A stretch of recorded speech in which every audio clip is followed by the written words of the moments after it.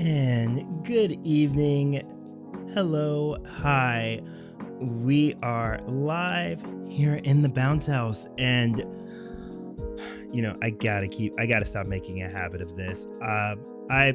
Listen, I mentioned Sonic and he followed me home again. He followed me to my bounce house once again. There is a fox in my stream. And Seth, I must say, how did you get here once again? I just once again you mentioned that there were chili dogs, so I followed you home. So I'm expecting chili dogs this time around. I gave you chili dogs last time. They were in the basement, and then when I went down there to check if you had eaten them all, you escaped. So I don't know what you want me to tell you. Uh, that you love me and will continue to feed me? No promises. I tried. Oh my god. We're back at it again. This is becoming a regular thing. Is this what's happening? Is that what's happening now? Pretty much. Oh my gosh. Yeah, I couldn't resist. I couldn't resist with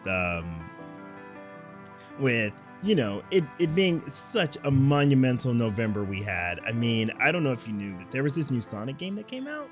Wait, shut the front door. It came out? Oh my god, yes it did. Wait, and this is where we mention rough transition to 3D. Oh wait, hold on. and I need to get the list out. Okay. So, rough transition to 3D. Sonic kissed a human. We also have things will never be good ever again since Sonic the Hedgehog 3 and Knuckles. Let's see. Unleashed was good except for the werehog. Fan developers do it better than Sega, so Sega should stop making Sonic games. And don't forget old movie design. Yeah. Yep. Cool. We have to have old movie design jump scare. There we go. Oh my god. But no. If you're wondering what we're talking about, and of course for those of you out in YouTube land who will be listening to this after it's uploaded, we are talking about Sonic Frontiers. Like there's so much to uncover. If you remember when last time on Dragon Ball Z, Seth and I we we met and we were talking about basically a giant retrospective of the entire like mainline Sonic game franchise, and we were pleading to the heavens that Sonic Frontiers would hopefully not suck, that we would finally pull in a win, because some of us have been waiting. Let's see, Unleashed was what, 12, 14 years. Some of us been waiting 14 years for a Sonic game to feel good again. And tonight we are here to talk about that. We have so much to talk about, Seth. Oh my god, we're going through it all. We're going through it all tonight. We're going through the journey to get there to Frontiers, the media nightmare that was the rollout for this game. And then I feel like Frontiers has just been like this roller coaster of emotion, from like the first announcement trailer of everyone going like, that's kind of sick, we want to know more information. Man, I think the whisper back, that's clearly laser being used again. This is gonna be the worst thing ever. Oh my god. And then like the whole like IGN month of even more, it was like the equivalent of being on like a giga coaster, and you just hit like the endless corkscrew looping you back up for another round of hills and valleys. Seriously. Oh my god, it literally felt like you're careening down a mountain, and the emergency brake and all the brake fluid is gone, and you're just coasting to the bottom, and you're like, am I gonna coast off a cliff and crash, or are we gonna cruise and hit flat land, and it be smooth sailing? Which is it gonna be? So no, guys, we're talking about it all. We're talking about that whole journey. We're gonna be talking about the game. Don't worry, we'll be doing non-spoiler talk first, Seth will be doing non-spoiler talk first. Yep. And then after that, we will get into full-blown spoilers. So that those of you watching live right now, I'll have it up on the screen. You'll be able to see it when I'm like, we're talking spoilers, so you can mute it. Or if you're watching after the fact, you can be like, okay, I'll skip ahead a little bit. I don't want to hear just yet. And then we will be giving final thoughts on the future of Sonic, of what this all means. So I hope you're ready, because I am. Let's see. I am super stoked, super ready, super excited. Do you think we can do it in under 4 hours this time? Man, I thought we would be okay when we were doing the retrospective, and then we went overtime, and it's like, oh no. I know. It was like, a whole hour. Yes, enjoy. Yes, thank you, Picori. Thank you. Yes, we will definitely have fun chatting together. And don't worry, Picori. Yeah, just chill and vibe. And like I said, our screen here, we have Sonic running up one of the bosses right now. But don't worry, when we get to spoilers, it will be giant, literally on the screen. I put it in like size 40 font. Don't you worry. It will say spoiler talk. So don't worry. But until then, enjoy. And we will do our best in December. Thank you, Picori. Thank you for chilling tonight. But before Seth, before we get to that, because we know a lot of our fuzzy friends and everyone are freezing their buns off in Chicago right now. Reminds me, I just spent time at a con of my own. Yeah, how was that, by the way, you lucky son of a gun? Oh my god, okay. At the risk of making, a fox jealous, it was amazing. It was amazing. I got to meet a lot of Sonic tubers. Treasure Hunting Sonic was there, and then Sonic 91 was there, the guy who's in the Guinness Book of World Records for the largest collection. Nice. Yes, they were there. A lot of cool Sonic tubers were there. I don't know how many Sonic tubers you watch. I'm like not a lot, to be brutally honest. Like, you're missing out. I know. I'm that type of Sonic fan that just like enjoys the content, and I will geek out with my fellow Sonic fans. But when it comes to the content digestion, yeah, it's mostly Sonic Stadium for me is what I go to, because I still hold that close to my heart. I haven't really, outside of like Emmy. Yes, I think she's the only like Sonic tuber like I honestly watch.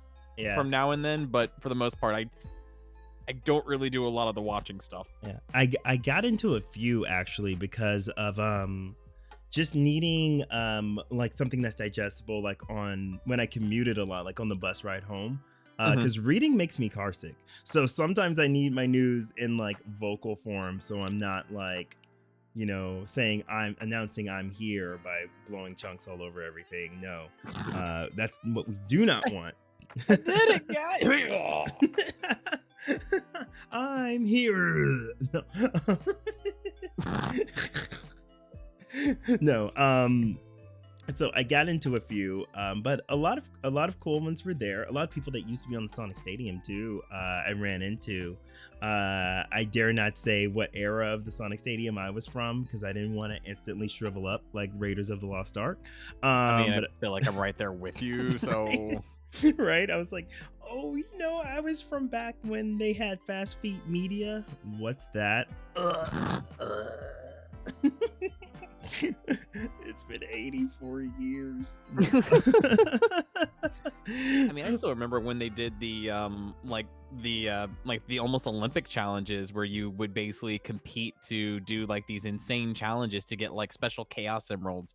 You could put in your signature to indicate that you have done like these different challenges to like stand out amongst all the others. Yes, stuff like that was so cool. I had access to some of those. See, I played fair though. I had access to those because I was a moderator, because I used to help run Sega Sonic Radio.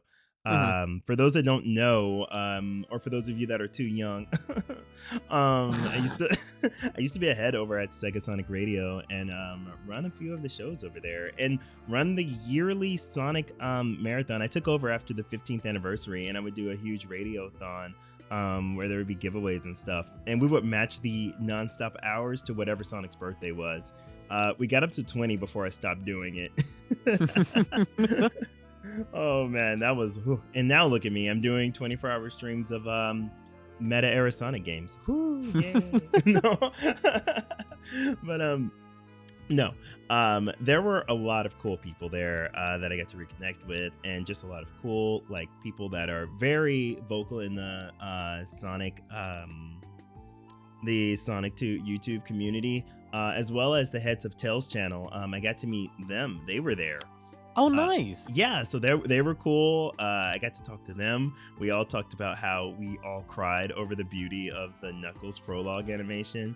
Oh my god, yes. Yeah, we were like, oh my god, yeah. We all had like a second cry. We were like, it's so good. Who else? Oh yeah. And then I ran into Gigi, who is one of the artists on the IDW comics. And I got the big volume 2 edition, the one with Tails on the front. Because I was like, I have volume 1, but I needed volume 2. So I was like, yay, I'm gonna get this. And she was like, yeah, you should really get the person next to me to sign it. So I was like, okay, I will. So I walked to the next table and I was just like, hey, Gigi said you should sign this, like after having a conversation with them. And we're talking and they're like, oh, I went to this school and this is how I got into Sonic and, you know, drawing Sonic a lot. And like, as we're talking, he's like sketching a full Sonic out as the autograph. And I'm like, wait a minute. And then he's like, and then I see the T and I instantly like almost like freaking fall out on the floor. I'm like, what the heck? It's Tracy Yardley. I'm sitting here. I was having a full conversation with Tracy Yardley and I didn't even know. Because I had no idea what he looked like. I had no idea. And I was like, what? Because we're just talking comics. And I'm like, yeah, I remember this. And then like, you know, the Scourge arc is one of my favorite arcs when he becomes Super Scourge. And then just talking about all this stuff. And then like cover art. And like, he's just sketching out Sonic and my thing. And I'm like, oh my God, it's Tracy Yardley. And I'm like, thank you. It is an honor to have you sign my IDW anthology, like freaking A. So yeah, I got to meet Tracy Yardley. That was really cool. Oh, that's so cool. Yeah. Oh man, I'm so glad I didn't know who it was until after, because if I had known before, I don't think I would have been able to talk. I would have been too like starstruck. It was just so, right. Yeah. Speaking of, yeah, I got also got to meet a lot of people from Sage. That was fun. Who helped run Sage. They were there. So we were geeking out about games and stuff and all agreed that Triple Trouble is probably our favorite thing to come out of Sage. Yeah, honestly, hands down, like the best part of Sage for me this year. Yes. If all of you have not played Sonic Triple Trouble 16-bit, go play it now. Like, just Google that and it will take you to the website. Download it, support that game. It is amazing. They put a lot of work into that, and it's, oh my God, I might play it again on stream. I just enjoyed it so much. And if you're fortunate, you won't break it like I did. How did you? So, God, I don't want to. So you know the ending you get when you get all 7 Chaos Emeralds before it goes into like the Super Sonic boss fight. That whole thing. Not gonna spoil anything for any of that stuff. Yes. I managed to lock up the cutscene. The camera continued to follow Knuckles. Oh my God. As he kept going off of the screen with Fang.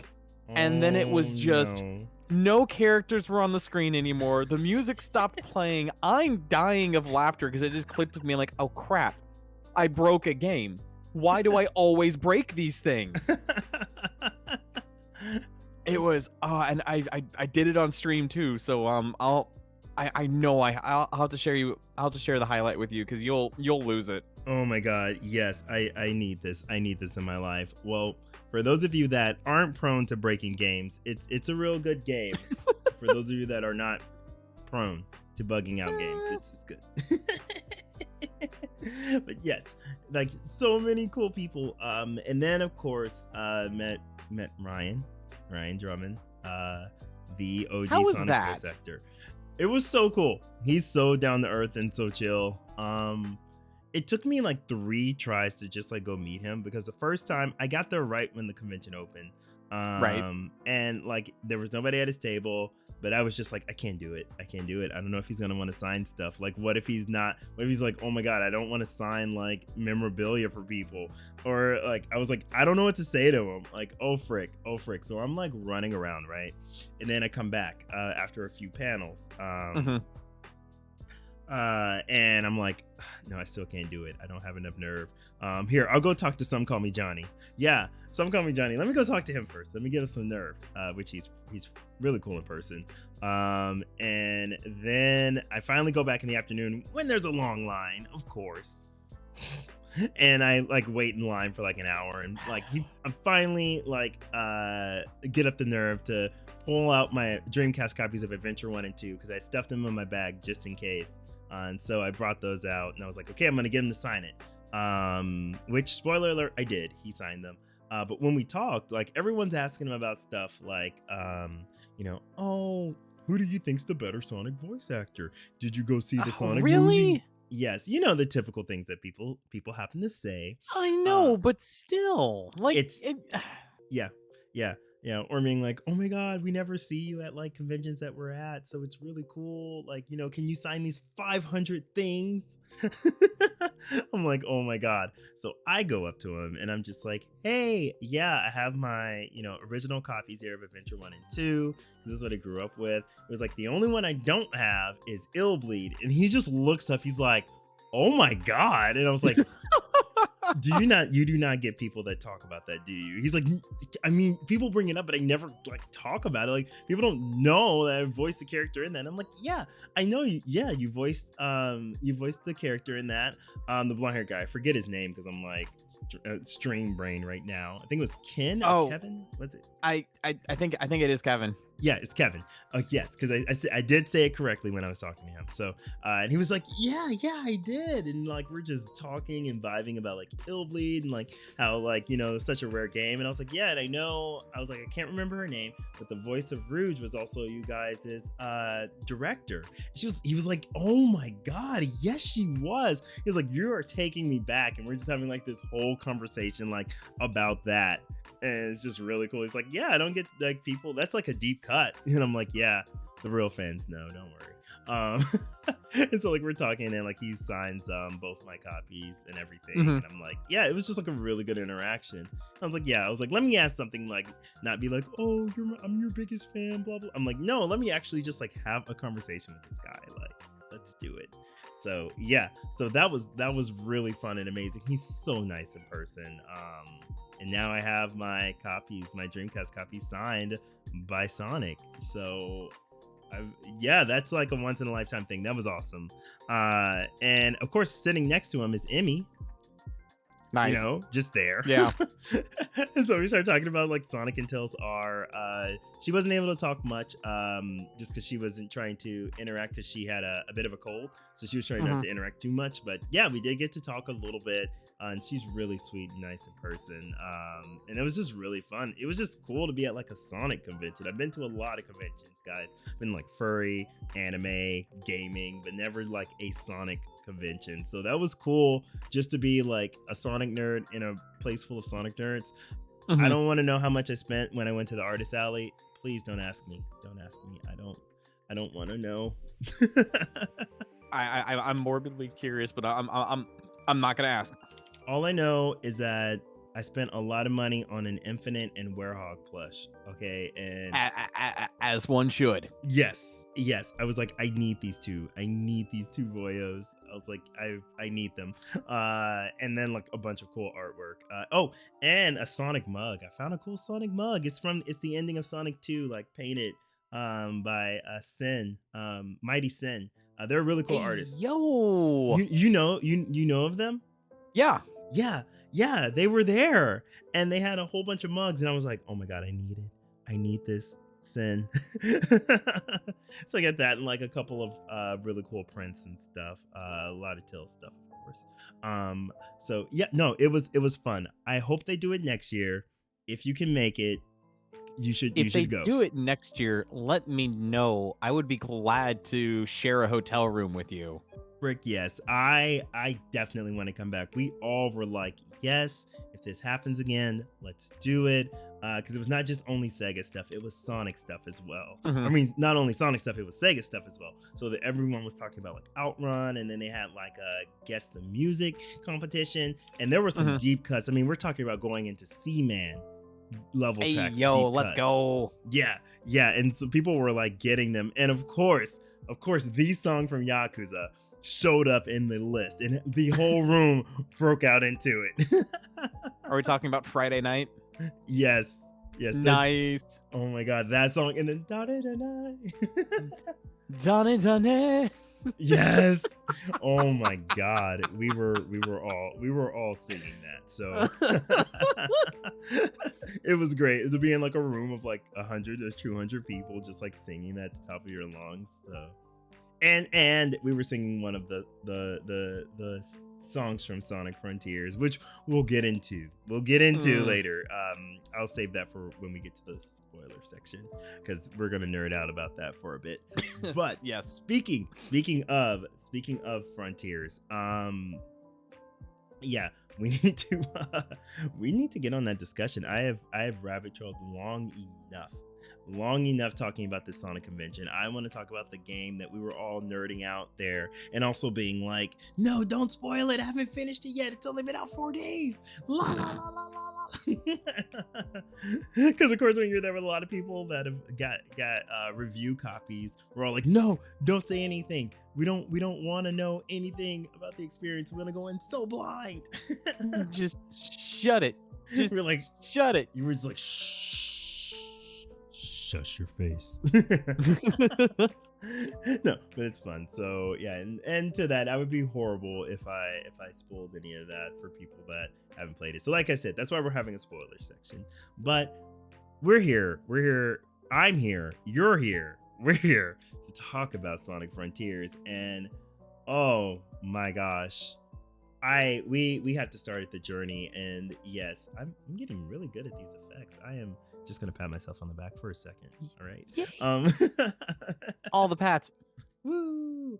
Yes. Okay, so before we can even talk about the game, we need to talk about the journey there, because like we said earlier in the stream, we were like, it was a huge roller coaster of a ride. Like, this was just like a drip feed of like information slash like what the heck is this gonna work out, who knows. And it all started at Sonic Central 2021. Like, do you remember Sonic Central? We were like, oh yeah, there's gonna be a what do you call it, a concert, 2 Point Hospital Sonic stuff, cool, I guess. Sonic Colors Ultimate, cool, I guess. And then Izuka tries to pull a Nintendo, and he's like, oh, one more thing. And we're all like, one more thing. we're all like, what? New announcement? Sonic's running through the forest. And there's an up symbol, and that's it. It's 10 seconds. That's What? all we get. What are we supposed to do with that? And it just says 2022 at this point, which was like a year off. So we're like, what are we supposed to do with that information? Oh my god, that was. Do you remember how you felt during that initial announcement? I was excited. I was conflicted. I was going through the full emotional gambit, because I just sat there as this like, what am I supposed to take from this? What's going on? Why is he running? What's the weird sparkly effect? What's with the weird runic symbols? What? Huh? And just, oh. I know, that was like, you can't leave us like that. There are so many questions I have. What is this? What am I looking at? And that was pretty much like how everyone felt. I know that's how I felt. I was like, what am I looking at for like the next few months? I didn't understand. I was like, I guess I'll just focus on the concert, I guess, which was very beautiful. Yes. And when they tour, I will go see that. But Same. yes. But like, I didn't know what to take of it, and some people were mad, some people were like, you know, this, and I was like, literally, we're in a wait and see, guys, because this is a literal teaser. And like, looking back, I don't think we as a Sonic community are accustomed to a proper like video game rollout. So the fact that there was just a teaser with a logo kind of shook us, because we're used to just, oh, they announced the game and it's coming out in 2 months. Like, Yeah. yeah. We're so accustomed to just like, yeah, we got this new big and exciting project. Oh man, it's gonna be about a year. It's coming out tomorrow. What? Right. Kind of like with Origins, it's just like, oh, we're gonna drop this trailer, oh, and it's coming out. Yeah, enjoy. But now it's like we have to wait a year. What is this? We've already waited past the 30th. Like, what do you want from us, Sega? Jonathan Sega, what do you want? But no, I remember going there and I was like, guys, let's just wait and see. And then of course the Game Awards 2021 happens. We get that beautiful Sonic 2 trailer. Still one of the best moments ever. Yes. That's up there with the Sonic Mania reveal. Like, just the amount of hype and like, oh my god, being like, I'm gonna cry. I can't wait for this movie. By the way, for the Sonic movie 2, that was the only trailer I watched. I didn't look at any information until I set my butt in the theater. Do you know how hard it is to wait that long on that little bit of information? Yeah, like Miles and I honestly did the exact same thing. Like, we watched the trailer and I just sat there. I'm like, that's it. I'm sold. Like, I don't need to watch anything else, and avoided all other information like the plague. And it was very like, just, there's a new trailer drop, rocking back and forth in my seat. Like, I'm not gonna watch it. I'm not gonna watch it. I'm gonna wait.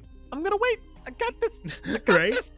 It's like, no, can't crack under pressure. Can't do it. But somehow we made it. We did it. And oh, it was so good. But I was like, as good as this movie is, what is the game gonna be? And I remember just being like, okay, when are they gonna show the trailer for the freaking game? They said Sonic Frontiers is gonna be at the Game Awards. Where the heck is it? And then we get another trailer and it's Sonic running and we hear a voice, and then Sonic turns around and we're like, it's true. The rumors are true. It's open world. It's gonna be open world. That's the Breath of the Wild pose. But we still got no information on what the gameplay looked like or anything. We just got pretty screenshots, and that's what we had to go off of. It was just, here's a new thing. Here's a voice. This is an open world feeling. There's something big chasing, and we're not going to show you what it is just yet. Have fun putting 2 and 2 together while we hold more information away from you until we feel like it's right to start to divulge everything. Right? And we're like, surely we're going to get something before the movie, right? Surely there'll be a trailer leading into the movie. There's got to be something, right? Wrongo. There was nothing. We got nothing. We got zero. And this was also around the time that we're all like, hey, like, you remember Sonic Origins? Did they cancel it? What's going on with this? Like, oh my god, like, this is one of the times I was glad I was so in tune for this ride of being on Sonic fan sites. Careful not to read spoilers, but like being on Sonic fan sites and being a part of Twitter, because the amount of pitchforks that just kept coming out as December, January, February, March, April, like, everyone was just like, where are these games, Sega? Thank you, Paramount, for the movie. You guys are awesome. Sega, what are you doing? Like, I clearly remember that. And people were like speculating. They're like, oh, guys, they don't have a game. They don't have anything. They're not showing us anything. They haven't started development to what they showed us back at Sonic Central. They're like, no, they don't have anything. Like, oh, the rumor mill was cranking. But we were like, surely, guys, surely Sega's gonna pull through. They have to show something. Maybe they're waiting for the movie to pass, ride the hype of the movie, and then they'll hit us with something. Yeah, around Sonic's birthday, they'll hit us with something, right? And May rolls on, nothing. And June comes, and IGN's like, this Friday, first Friday of the month, we have a whole month of Sonic information on Sonic Frontiers, and we're all like, woohoo, yay, awesome. Even though the Sonic Twitter's not tweeting anything about it. Cool, IGN first. And I remember, I clearly remember, because I took off for this. I took off the morning of work for this. This is how huge I was when they were like, they're giving us 10 minutes of game. No, it was like 16 minutes, I think, of gameplay. And I was like, oh my God.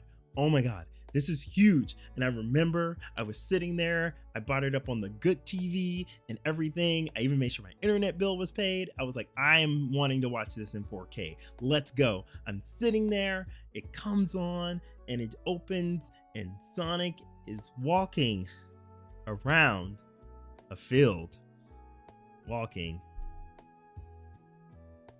And like, you took off work for this. I deliberately stayed in our office, not going out and doing what I should have done, and just tuned into IGN. And like, I looked at my coworker, I'm like, Joe, lock the office door. My butt is staying in the seat for the next 15 minutes. I don't care what they say. I am, quote unquote, working right now.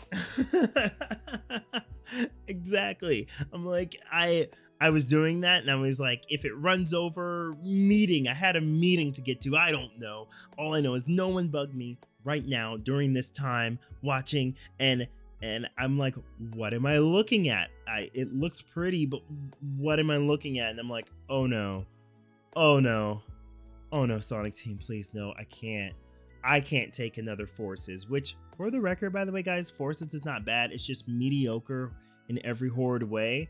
You saw, I feel like anytime someone says, "Oh, how much did you hate Forces?" I'm like, I didn't hate it. It was very mediocre, and that hurts more. I'd rather it be a giant flaming pile of poo. So then it's like, yeah, it was bad. Remember when X, Y, and Z happened?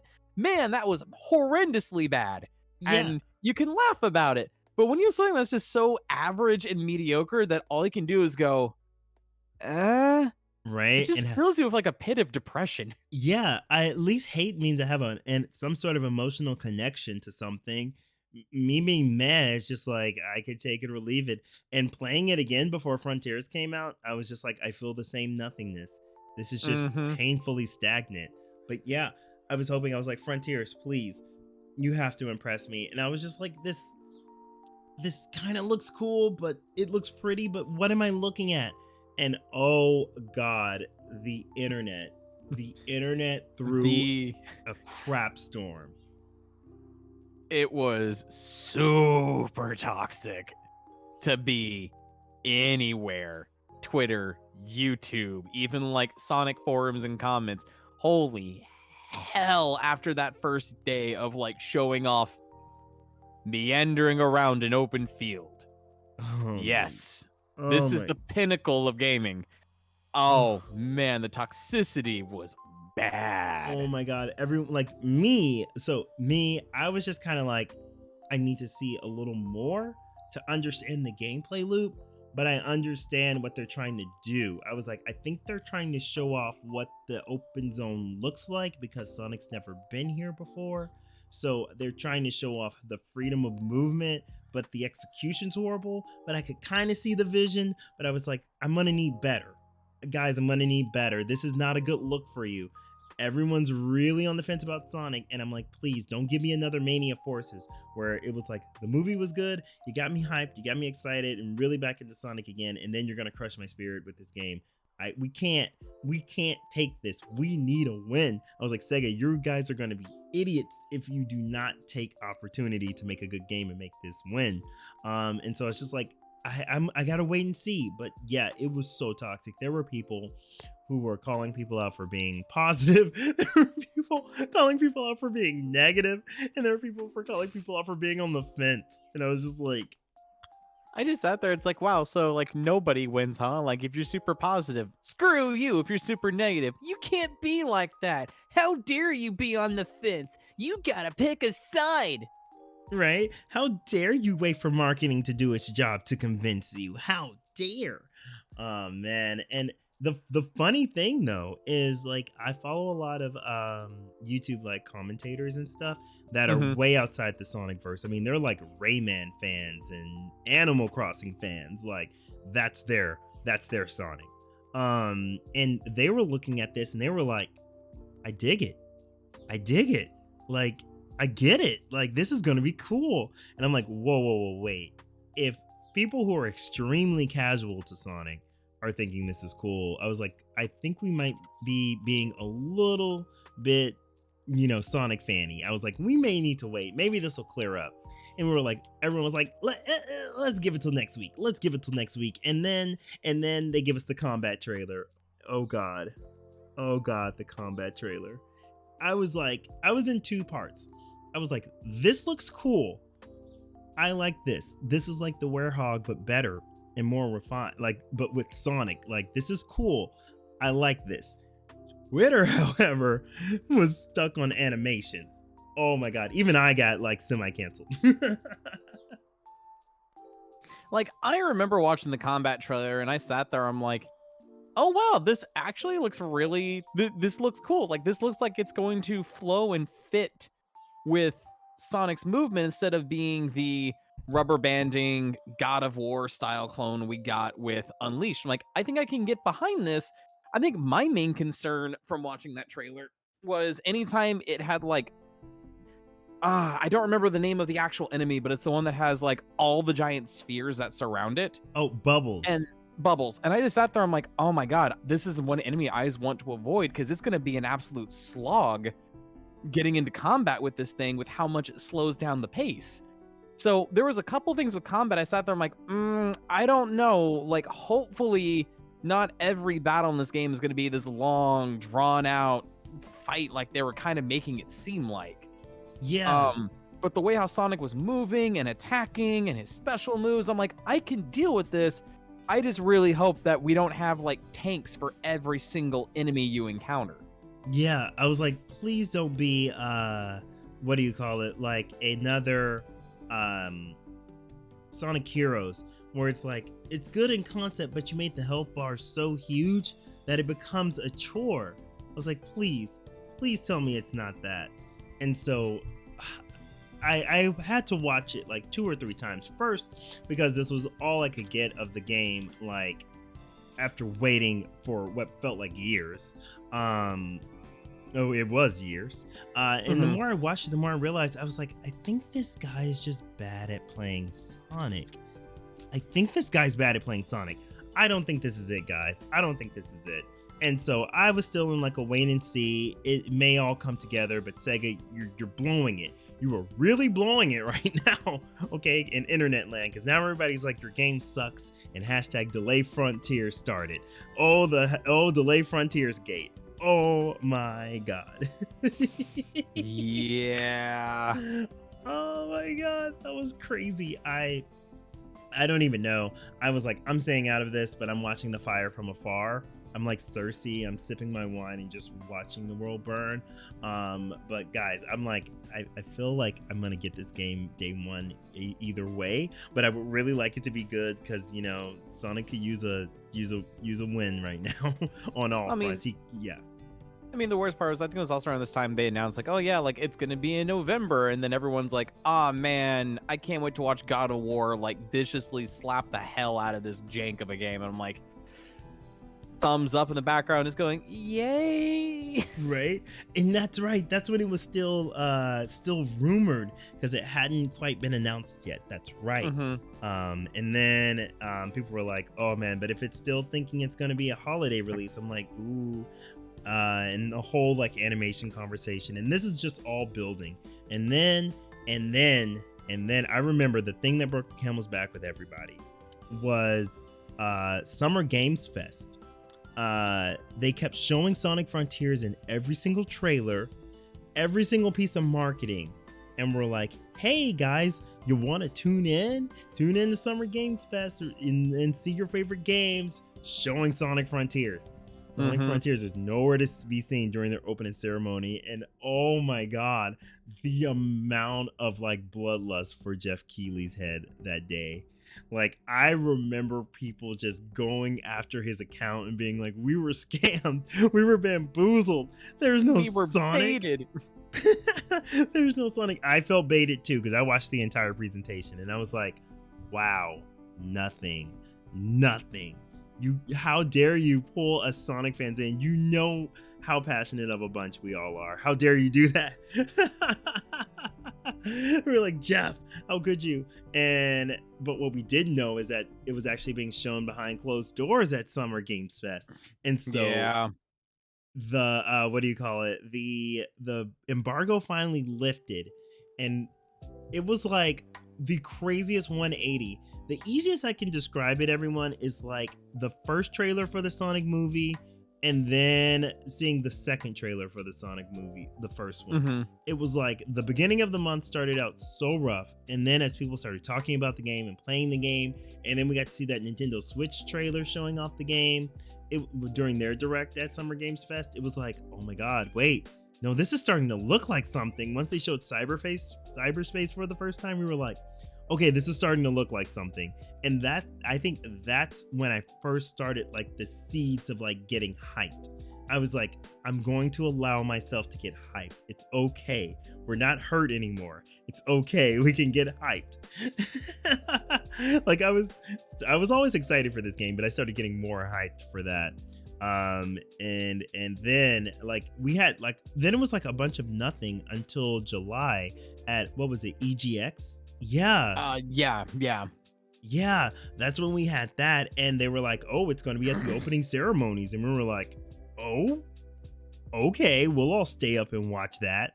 And I remember that's when the hype kicked in. That's when the hype kicked in, and I was officially like, yes, the way they cut that trailer, just, I was done. I was like, we're here, I'm good. Sonic looks cool. He's doing shonen stuff now and freaking kicking all these enemies. I was like, this looks so cool. And the music, the music was so good. The music was just beautiful. Yes. I was like, that was such a good trailer. Like, I still go back. Like, I was hyping myself up before the midnight release. I was going back and watching that trailer. That's literally one of my favorite trailers for the game, just because it goes from like somber and then it plays like the really like good like action like music and like orchestral music and stuff, and the CG and everything looks so good. And I remember I was talking to like one of my friends online who's a Sonic fan, and they were deep analyzing the one line that Roger says in the whole trailer as Sonic, and I'm just like, oh my god. They're like, he sounds so much better, and I'm like, he only said one line, but okay. I was like, I feel you, He just uttered one word. I know, but it was the best one word I've ever heard. He didn't say Baldy McNosehair or the BBBE. And oh my god, I just remember I was like, okay, we are officially on the hype train, here we go. And I was like, okay, I'm invested. And I think that's when they revealed that it was coming out in November, and I was like, okay, I'm here, let's do this, I'm ready. And then from there, Sega was just like, oh, okay, let's talk about Frontiers. And they started dropping the theme songs like out of nowhere, just shadow releasing like different pieces of concept art and the music. And I think when I finally heard the Vandalize for the first time, that's when I lost my mind. I was like, I'm full-blown hype. It was, oh my god. I first time I heard that song, I was just like, yes. Right? I was like, he's back. I was like, AMV 2003, like fully embracing the cheesiness. Hard rock Sonic is back. And I was like, yes, I love this song. And then the few days later, they released I'm Here. And I'm like, this is beautiful. This song is amazing. I was like, this is up there for me with like Reach for the Stars already. And I don't even know. We've only heard 50 seconds of the song. I'm already like, yes. And so, yeah, I think when those two music pieces dropped is when everyone collectively said, this has to be good. This game has to be good. It doesn't have a choice now. It has to. We have officially hit the point where like, oh man, if you're not good, then this is gonna just careen into something ugly. Right? It was like, you have no choice. I was like, you can't drop songs that good and a trailer that good and suck, okay? And like, it was great because then like information just kept coming, especially at like Tokyo Game Show. Oh my god, wait, that's one part of the journey. Do you remember on Twitter, like at this point, this is when I started muting things related to Frontiers, but I did remember there was like a bloodbath on Twitter, people dissecting people taking pictures of the screen of Sonic Frontiers and being like, "Oh my god, no, it sucks. Look at this. Look at this video filmed on a potato of this LED Yeah. screen with a glare on it. Oh, this Like game, like no." like there was the glare, there was the like the rolling shutter issues where you could Yes. see like the scan lines coming out. It's like, this is fugly. I'm like, what did you record? Like, it's a phone recording. No duh. He's also, you can tell it's using the digital zoom because the dude's probably like 30, 40 feet away. Like, what? Seriously? This Yeah. this is what we're doing? Right? I was like, oh my god. I was like, okay, it's time to take a break. Now that was so funny to me because then it was just like, this is what we mean when we say it was a roller coaster, everyone, because now everyone was just crashing back down and being like, no, no, the demo looks so bad. No, Sega, give us the demo so we can see for ourselves. It looks horrible. And I'm like, oh, so now we're back to things being horrible. I'm like, I'm hyped. I can't help it, guys. I'm hyped. I was like, you sold me at this point. I'm too hyped. I don't know. I can't. There's nothing I can do at this point. And I was like, okay, that's when I'm like, okay, we're cutting everything off. We're not looking at anything else because I don't want to know anything about this game. I was like, because I'm so hyped, I'm like, I want to go in on like without any opinion. I just want to experience the game for myself like I did with Unleashed, and you know, just let the game speak for itself at this point, because it was like, See, the thing that I enjoyed the most from Tokyo Game Show was the number of developers that I know and love coming out and saying, yeah, this is actually pretty good. yeah, Like, when Sakurai dropped that, I was just like, oh, the father of more or less Kirby and Smash and Kid Icarus is like all behind this? yeah, Okay, yeah, you've got my attention. yeah. And like and the main person from Metal Gear Solid, like he even Oh yeah, had, Kojima was just like, it's good. I'm like, oh, Kojima-san, your name doesn't really carry as much weight anymore, but oh, yeah, right. I mean, there's no denying the guy knows his games and knows, like, I will give him this, even though like his games are varying, your mileage may vary, but the guy knows how to appreciate outside the box thinking done well. Mhm. And I was Mhm. like, okay, so I took weight on his part as that comment. And as far as like the actual gameplay, I was like, yeah. When Sakurai said that, I was like, oh, I'm full blown hype. Like, and then it started winning awards like after TGS ended, and I was like, wait, this is the first time a Sonic game has won an award. I sat there as just like, wait a minute, what? No, this never happens. Sonic is usually never mentioned at any game show or Right? trade show or anything, and here it is, like winning awards and stuff. It's just like, I'm sorry, what timeline am I in right now? Right? And I was just like, I was like, I just want the balloon. Just give me the balloon. I want the giant, 20-foot tall Sonic balloon. Like, I need that. Please. I need it. And like, that's when I also started getting hyped, not only for like, I was like, this game has to be good. I was like, this game needs to be good for Sonic Team. Like, because I feel like I started sensing their confidence building and learning how to market this game, and like Sonic Team's confidence never wavered. In every interview I was looking at, they were like, no, it's open zone. Say open zone. It's not a marketing term. It's what it is and how we've defined it. This is what we're doing with the game. And I was like, I've never heard them so confident in their project. Like, not the, oh, it's what Sonic fans want or this. They're like, no, we're out for blood. We want some 90 scores. We want awards. We've made the game we want to make. We're Exactly. drowning everything else out. This is what we want. This is how we feel. They just oozed like JoJo levels of confidence. Exactly. And I was just like, they were like, oh, so you're going to approach me. It was great. And I was just like, this game has to be good for them, because that's the same thing I picked up on. I was like, and where I really got proud of them, because I was just like, thank you. Stop listening to everybody and just make the game you want to make. The reason Sonic Adventure 1 and 2 are so good is because they made the game they wanted to make. that's why everybody remembers it. They weren't trying to write an apology letter like Unleashed, or like trying to please everyone like with the Saturday morning meta era, or trying to please investors like with Boom and the whole Wii U debacle. Like they're like, let's make Sonic for us again. Like, let's make stuff we're passionate about. And if we make something we're passionate about, the fans will appreciate the passion. People that understand games will do that. And it was like, let's make it for people who enjoy games, which is everyone. And I was like, I think they realized it, that Sonic doesn't have to be cool. Sonic doesn't have to be current. Sonic is for everybody. So it can be all these things as long as it's true to being itself.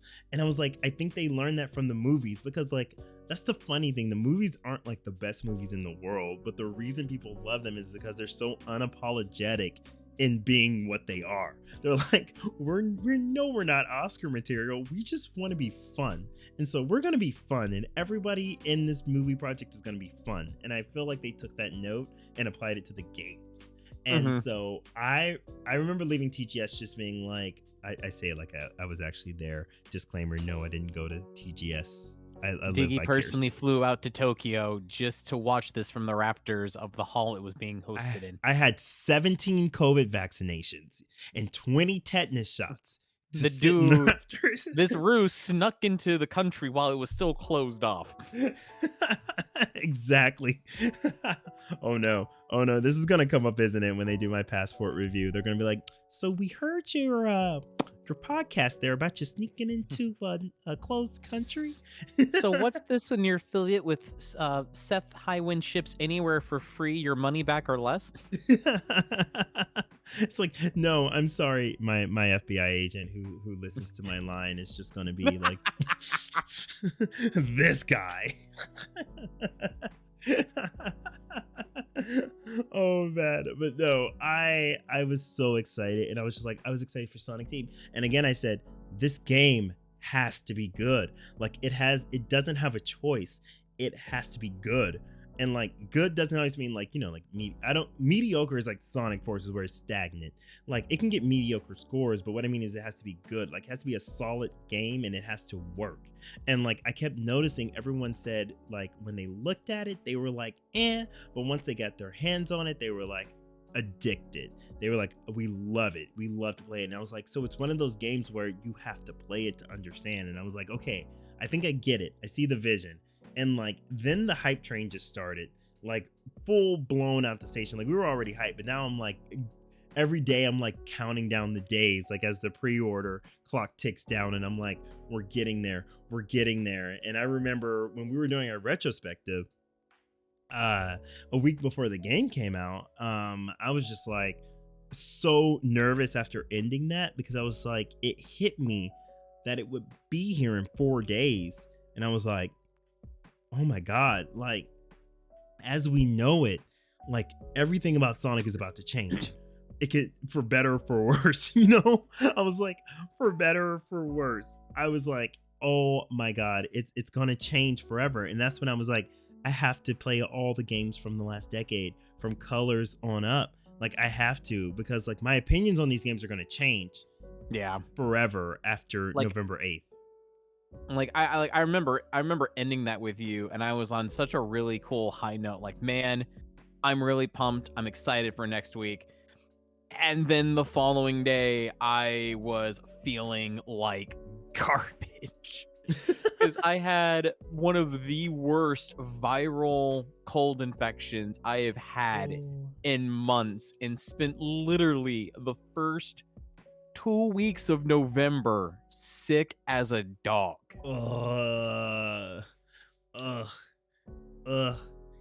Good thing you're a fox. Right? But I mean, I didn't have time to worry and fret because I was too busy like, oh, I feel like someone's stabbing my throat over and over and over again. Oh Great. no. Ugh. Oh, the worst. The hecking worst. Ugh. Yeah, me. So don't worry. I was nervous enough for the both of us. Don't you worry at all, because I sat there like literally, and I'm like, I need to distract myself. I'm gonna go insane. I'm sitting there Friday, just like nervous, and I'm like, Why am I nervous for an imaginary character? I'm acting like Sonic is my brother and they're about to do a huge recital. And I'm like, please don't mess up. You've been practicing all year. I'm like, why am I getting nervous for them and for Sonic Team? I'm like, oh my God. I was like, oh, it truly feels like extended family at this point, because it's just like, okay, these guys have been creating all these games since like forever. So I was nervous, and I was like, that's when I went and played the games, and I was like, all right, I have to do a meta era marathon, and just play through all these. And like, it helped and it didn't help, because I was like, I remembered why I still liked Colors. I remember why I still like Generations, even though I still say to this day, I can't put it at number 1 because it is a clip show, a very well done clip show, but I need originality for it to be in my top, like top number 1 slot. But it's in like my top 5. Don't get me wrong. So then, yeah, you know, there's that, and then Lost World. Ugh. Oh my God, Lost World's That's frustrating. on the docket for 2023, for my channel at least. I got stuck on one of the fights for 4 hours. Ew! 4 hours, because it didn't telegraph what you were supposed to do, and then it just did what it wanted. It was RNG in the worst way, and I was stuck there for 4 hours. And yes, I was playing the PC version, and this was actually my second time playing Lost World. So yeah, no, oh my God.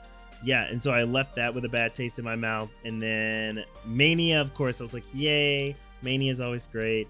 And then, yeah, Forces, I was like, ugh, I feel nothing. I feel nothing. And this is so bad that this is the game I have to end with. And I was like, Frontiers, you have to be good.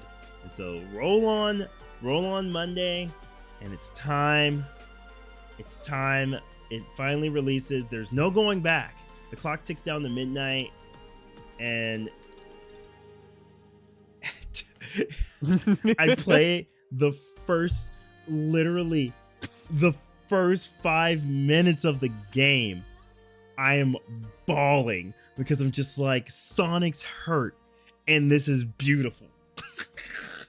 I'm like, he's showing an emotion. Oh my God. Okay. The game comes out and I'm just, I've never been so happy to be right in my hype and validated. It man, felt and good, initial, didn't it? yeah, initial, because we both completed the game, by the way, everyone. I'm on my second 100% playthrough right now. I love the game that much. I'm addicted. But initial thoughts. What are your initial thoughts? So real quick, out of curiosity, what does 100% mean for you when it comes to this game? 100%ing each island. So that's also getting all of the memory stones? No, just all of the portals, all of Okay. Side quests and all that. Yeah. No. Cool. It would take forever. If you would have said doing all the memory stones, I'd be like, man, Godspeed with you. No. I only did that for the first island. Yeah, no, no, there's way too many. I got overwhelmed and I'm like, no, thank you. But oh man, yeah, but like, what were your what are your thoughts? Like, what are your overall thoughts on the game? I was smiling from beginning to end with this game.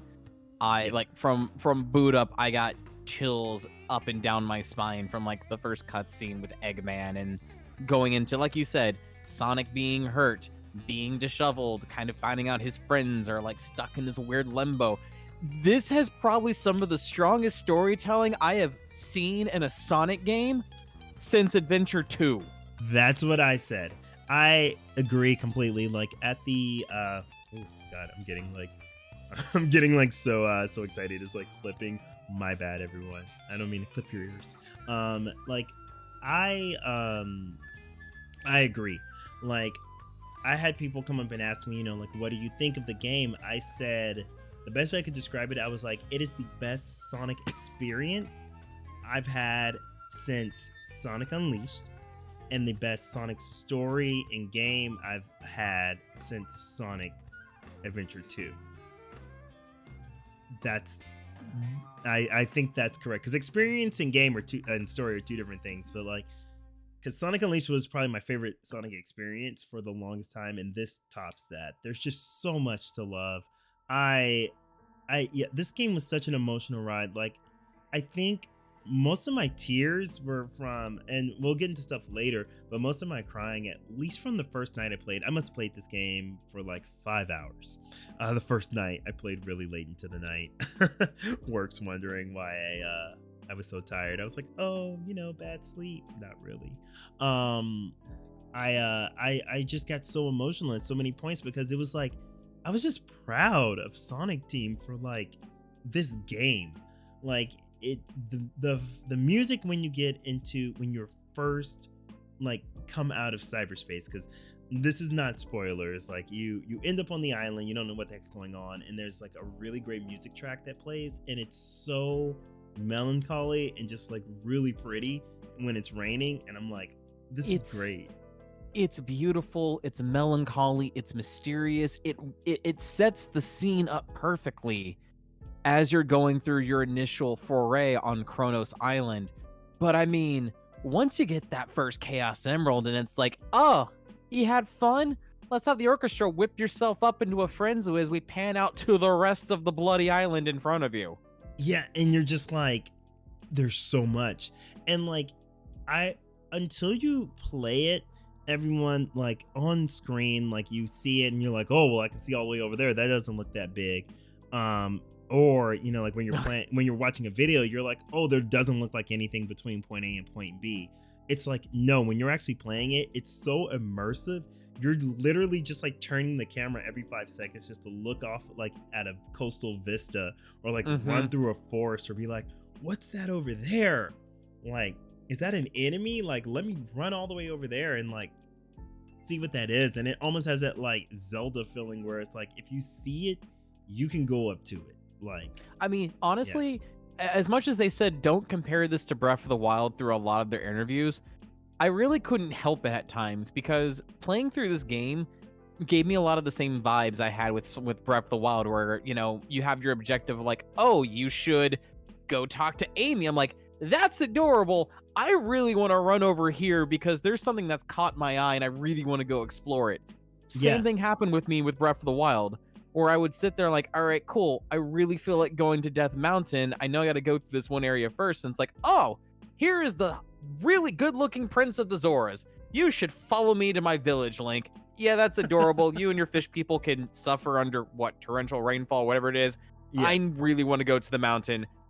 By story, and just ignore the story for like a good chunk of time as I was just getting lost in the world. And Frontiers had that same effect for me. Yeah, it was a lot of, oh man, I really want to go check this out. Oh man, I want to parkour up this hut. Ooh, I see a cyberspace stage. I need to go find a big baddie and get a gear so I can go explore that. Like, I had so much fun just tearing up the world map. Yeah, and like all of the islands. Same. And like for the sake of conversation, I'll stick to like the first island so I don't accidentally like say anything, because I know me, I'll like accidentally like say something. Honestly, I will too. Give me a second. Like, I need to feed my cat real quick. Okay. Well, go feed your cat, and I will give my thoughts while you do. Please don't get bit by your cat.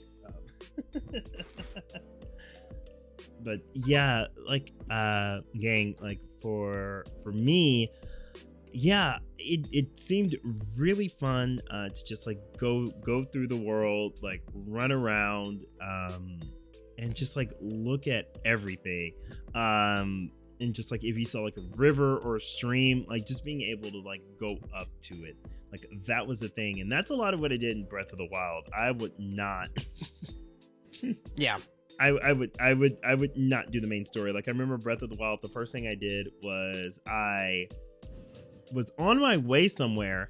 I look to my left and I see a giant tree, and I'm like, what the heck is that? And I run towards this giant tree, and then it's shrouded in fog, and I'm like, oh god. And that's when I get to the scary Lost Woods. By the way, the Breath of the Wild, when you get to the Lost Woods in Breath of the Wild, it's a horror game. It's a horror game. I'm just gonna say it flat out. It really is. And if you all know me in horror games, we don't do well. So I have avoided that area ever since my first day of playing that game, I don't know what exists in the forest. I'm too scared to go back. And then Seth really has the strong urge to play Illbleed with Diggy. Oh my god. Oh, see, but see that would kind of be like kitschy, so I could maybe handle that. Maybe. I don't. Oh, okay, so we should do Fatal Frame together. Gotcha. Cool. Thanks, hon. No, no, please, no, no. But yes, like with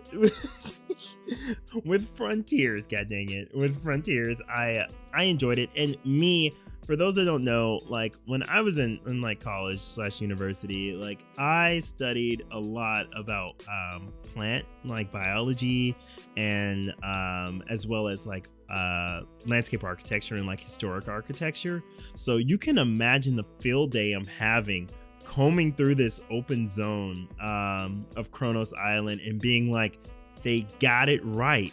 They didn't just plop things down. Like, this is the plant that would grow in this environment. This is the plant that would grow on this island in this type of rock. This is Or, the type you of rock. know, Yeah. like even saying like, oh, like the village, like this village is located like over by the river, and you can clearly see this would be a good spot for farmland. Like they put a lot of thought in the building locations and just overall design of the island. Yeah, like it really took me back to Sonic Adventure when they had a lot of Mayan influence in those structures. Mystic Ruins is still the best. Yes, yes. Mystic Ruins on Dreamcast is still the best. We have to say it correctly. Oh, okay. Yes, because like Adventure DX, it messed up the lighting. I'll admit it messed up the lighting. God dang it! It looks a lot better on Dreamcast. I'm a purist though, but I digress. But yes, no. See, it was simple stuff like that, or you could see like old structures that had like fallen to time, and you could kind of tell what it was or what it was gonna be. And then like just like the structures, like the watchtowers, or you could tell what was supposed to be a structure of significance for like some ceremony or something. Like there was just so much thought and care put into every square inch of the world, and that's what made it fun to run around. And you could also tell like some places where there had been like events like rock slides or like stuff had been carved out of the mountain and like left to time. Like I just thought that was really cool. And I think they knocked it out the park with the open zones. Like there were so many good like waypoints and discoveries, and like as you just like comb through the island, you get rewarded for things. And I remember one time I almost drowned, but I just remember following the river all the way through the zone and just seeing like what I could find, and it was so fun. Man, I'm not gonna lie. Did you also purposely stay in the water to see if the drowning music made an appearance? Yes, I did. Yes. And quickly gargled and lost a life. But yeah, no, I did do that. The drowning theme does show up though later in the game. I won't say where, but it does show up. I'll say where later. But the gameplay loop was so good. The open zones were fun. Man, and like one thing I enjoyed that I didn't think I would enjoy was the cyberspace levels. Like what were your thoughts on cyberspace? Cyberspace to me was a mixed bag because I felt the physics was on point for the open zone design, and I think Sonic Stadium mentioned this in their review too. But for some reason for cyberspace, the physics didn't feel right for me. So I had several cyberspace stages where I felt like I was actually fighting with Sonic on the way I wanted to progress on a stage, mostly with the air boost. Yes. There were times where I felt like the air boost either didn't trigger or it triggered, but it didn't give me the forward momentum that it had done before in the past from like other cyberspace stages or even out on the world map. So to me, I had moments where the cyberspace stages were awesome. And then I had some moments where I was like, man, I really don't want to do this. I'm just being stubborn and getting all of the objectives checked off, so I don't need to do this stage again. I will say, though, it was a lot of fun playing some of the stages, and then there's that realization of, oh, wait a minute, this is Green Forest from Adventure 2. There's the floating platforms, and having those like moments of like, I knew this felt familiar. Oh, this is awesome. Yeah, I greatly enjoyed that. Like I immediately picked up like at the beginning of the game. The first one was like Windmill Isle from Unleashed. I was like, oh my god, like that is so cool that they did that. And I was like, I love getting that feeling of I feel like I've been here before. I wow, yeah. I think I think the one that made me geek out the most, oh, wait. two of them actually did. Oh, Um, should we say it or should we wait? Should Tell me we? if I need to wait, tell me to wait, because otherwise I will I think we should I'll wait. I go think off we should wait. Okay, I will shut up. Yes, I think we should wait. Yes, because oh boy, when we get, trust me, we will have our chance to gush.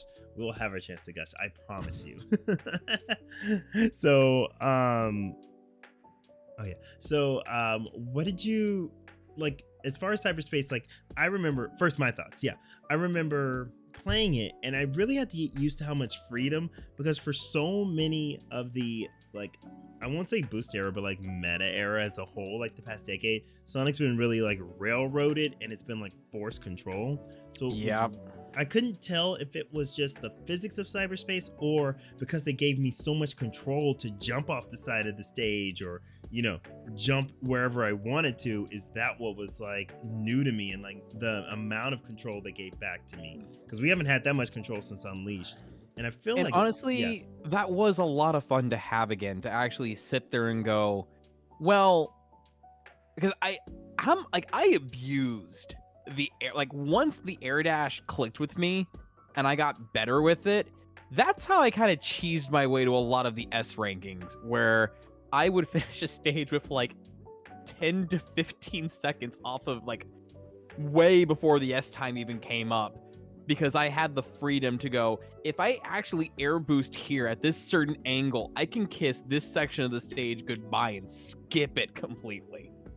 Yes, I abuse that because like the stages have a surprising amount of collision detection. So it's like, oh, things I thought were off in the distance, I can actually bounce off of if I have enough speed to go over there.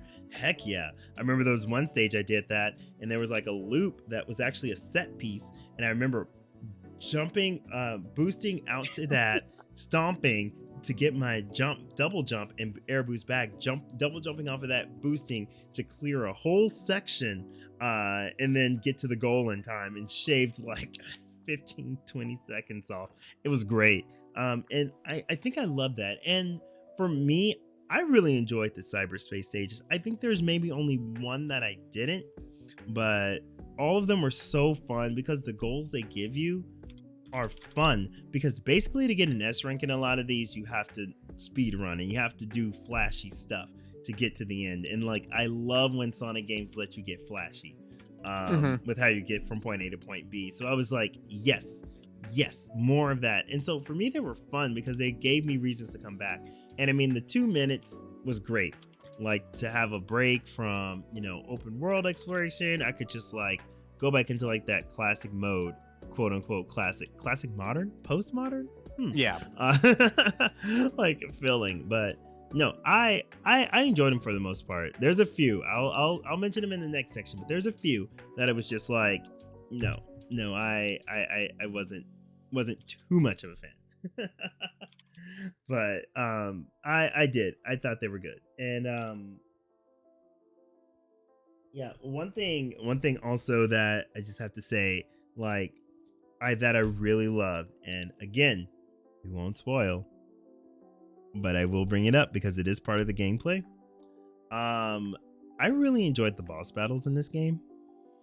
I will say this. I also really enjoyed the boss battles, both the end of island boss battles and the guardians you fight, you know, on the island for the gear pieces. Yes, all I can say, yes. Very happy that my fears about the combat didn't come true. Yes. Combat was quick. Yes. It was snappy. There were some enemies that a simple homing attack will work, but for some of the major ones, like the bubbles, I'll fully admit the first time I ran across them, they were a nightmare for me until I leveled up my stats. I got the basically Sonic Wind cross ability. Oh yeah. Um, and then it just clicked like, oh, if I use it on this guy, I can get rid of all their bubbles and then go in for a quick kill. And Yeah. it worked. And that's really what I enjoyed, is that there was enough variety that it made you think for a second how to attack the boss, because the game was really not about, like, hitting it as fast, bopping it on the head as fast as you can.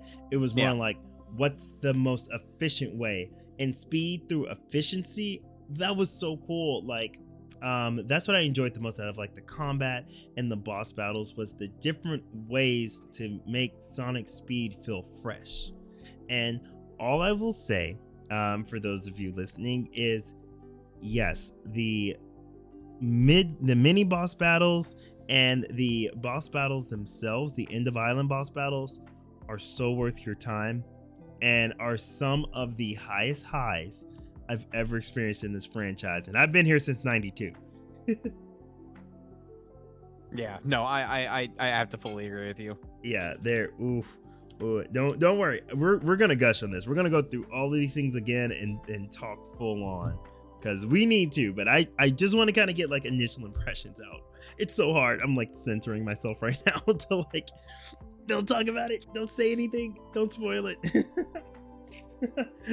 I promise you. That's why I have like non-spoiler talk on the thing. It's more for me so I can look at my computer monitor and be like, Mhm. hey, Diggy, don't give away that major plot reveal.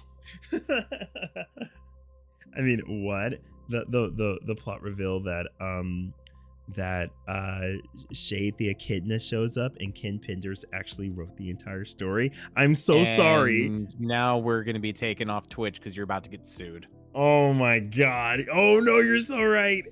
It's what's the clause? This is a parody clause. This is not true information. They only look like the likeness of real people but are not real people. There we go. Phew. Okay. Ah, crisis avoided. All right, we're good. Oh man. Okay, so last thing before we get into spoiler talk is the music. Like, there's like 40 different genres in this game, and I'm just like, oh my god. Man, this OST was fantastic for me.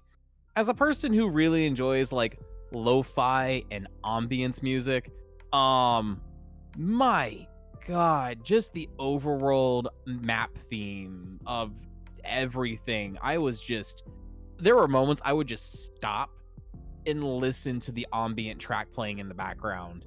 And Yes. then getting super hyped, remembering that, oh, that's right. And like December 10th is when the entire OST will be on Spotify. And then I can just listen to everything and get my fill. Yeah, I might buy the physical. I want all 6.5 CDs. Like, let's go. Honestly, yeah. I kind of want to do the same. I'm gonna get it. The vinyl's sold out and I'm so mad. Oh, I wanted the vinyl set, but it's sold out. It's been sold out for months on pre-order, so rip. But Data Disc will probably do another release of it, hopefully. But yeah, no, the music in this game was so good. From all the orchestral stuff to like the different variations of music. Cyberspace brought Jersey bounce, Jersey house music in, and I was just like, Otani, what do you even know about that? Like, dude, okay, let's go. Like, there was just so many good music styles. And like, again, speaking of lo-fi, like, for those of you that don't know, and I've touched on this many times in stream, but I'm like, Otani really loves doing lo-fi composition. Like, that's like something he loves doing on the side. He has a whole separate project for that.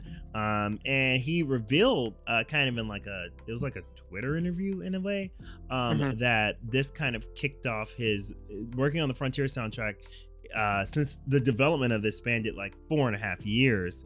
Is what kicked off his love for really wanting to go and do those like lo-fi side projects. And yes.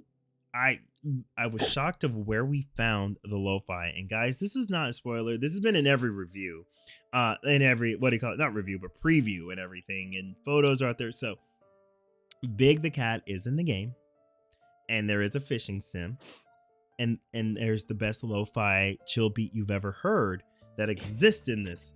It And had no right to be so chill. it It oh my had god.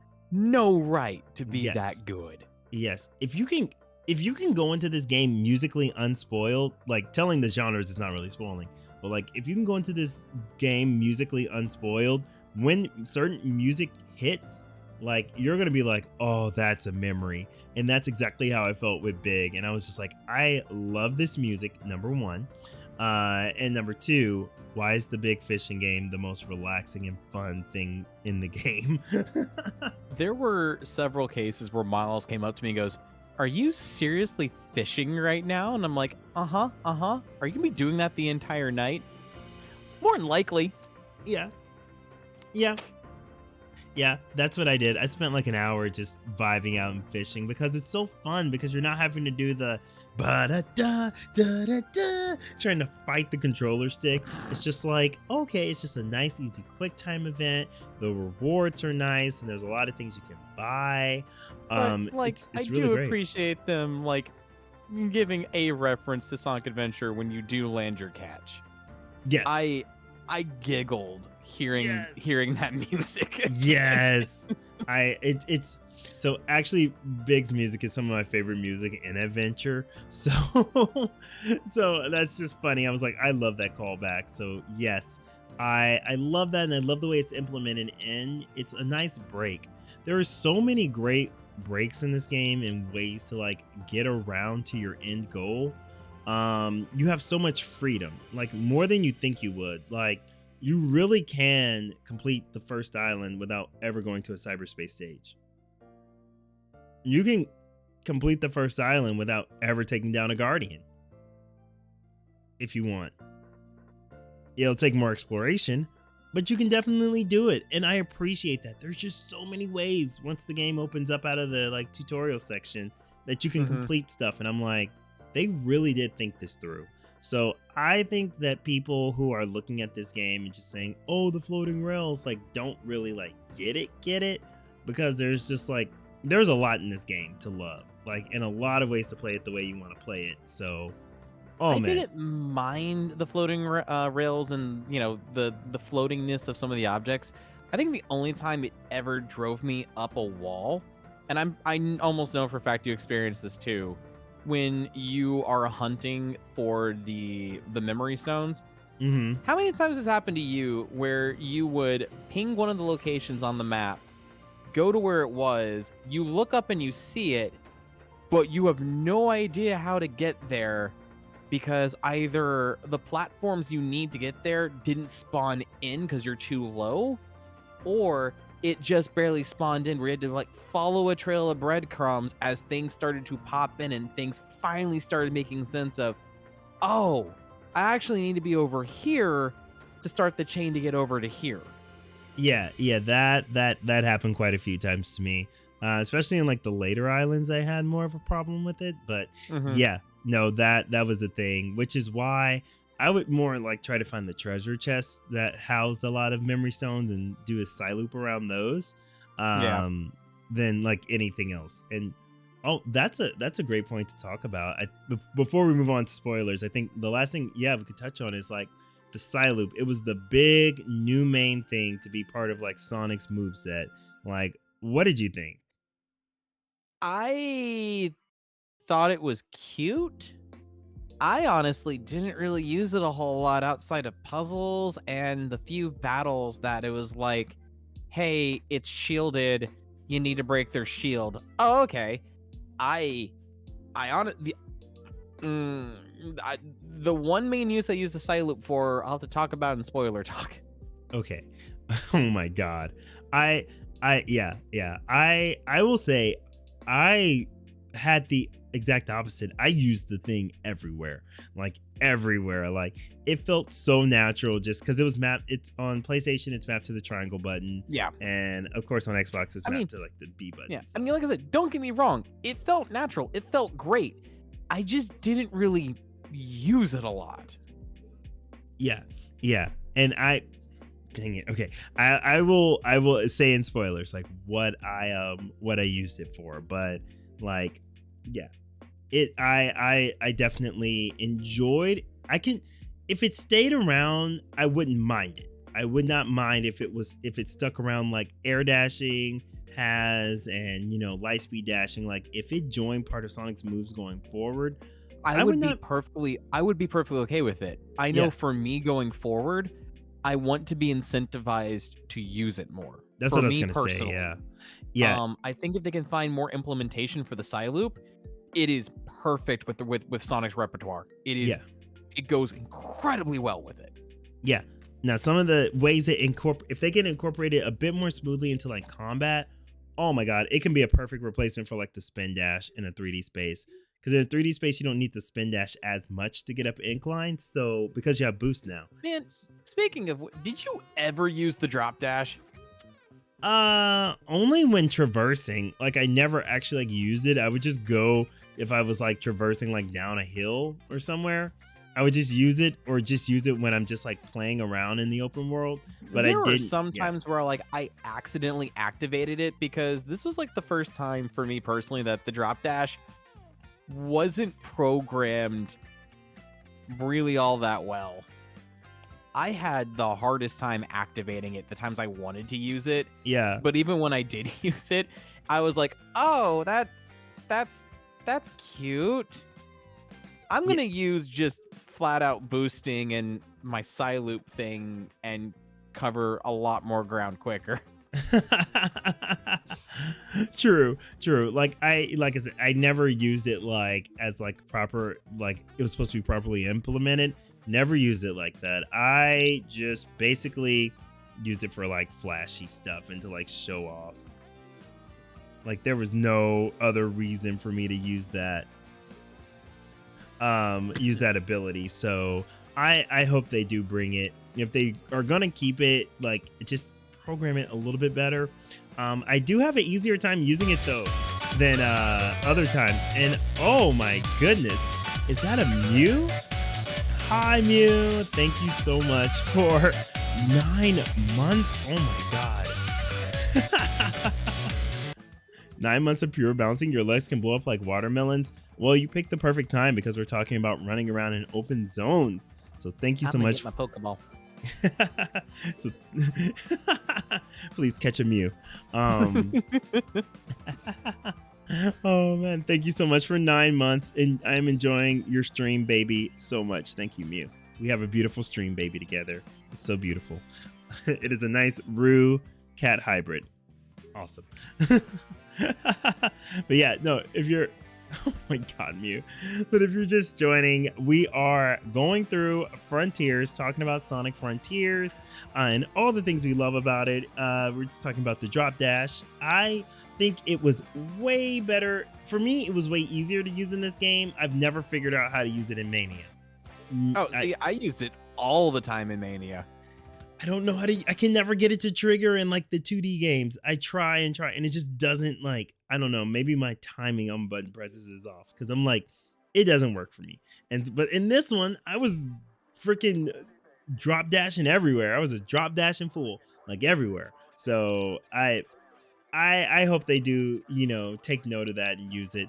Sega, Sonic Team, if you by chance happen to find this podcast somewhere in your internal research, like, keep these functions, but just give us more incentive, please. Give us more incentive and polish. Yes. And I would say more incentive because polish is always going to be hard with Sonic. I'll touch more on this with my closing thoughts, but I'll say it's hard because Sonic is built different. Like, yeah, because he moves so quick. It's literally like, how do you polish something that's moving like a mile a minute? Yeah, but okay. I think we've touched on all we can for like non-spoiler talk. Like I said, for non-spoiler talk, if you haven't picked up this game, play this game. Please play this game. It's worth your time. It's so good. I've had so many people pick this up just out of curiosity and have become addicted because of the way it plays, and there's so many ways to play it. And so many options. in the menu to tweak Sonic to control how you would like him to. So there's just so many ways you can really customize the game to your experience.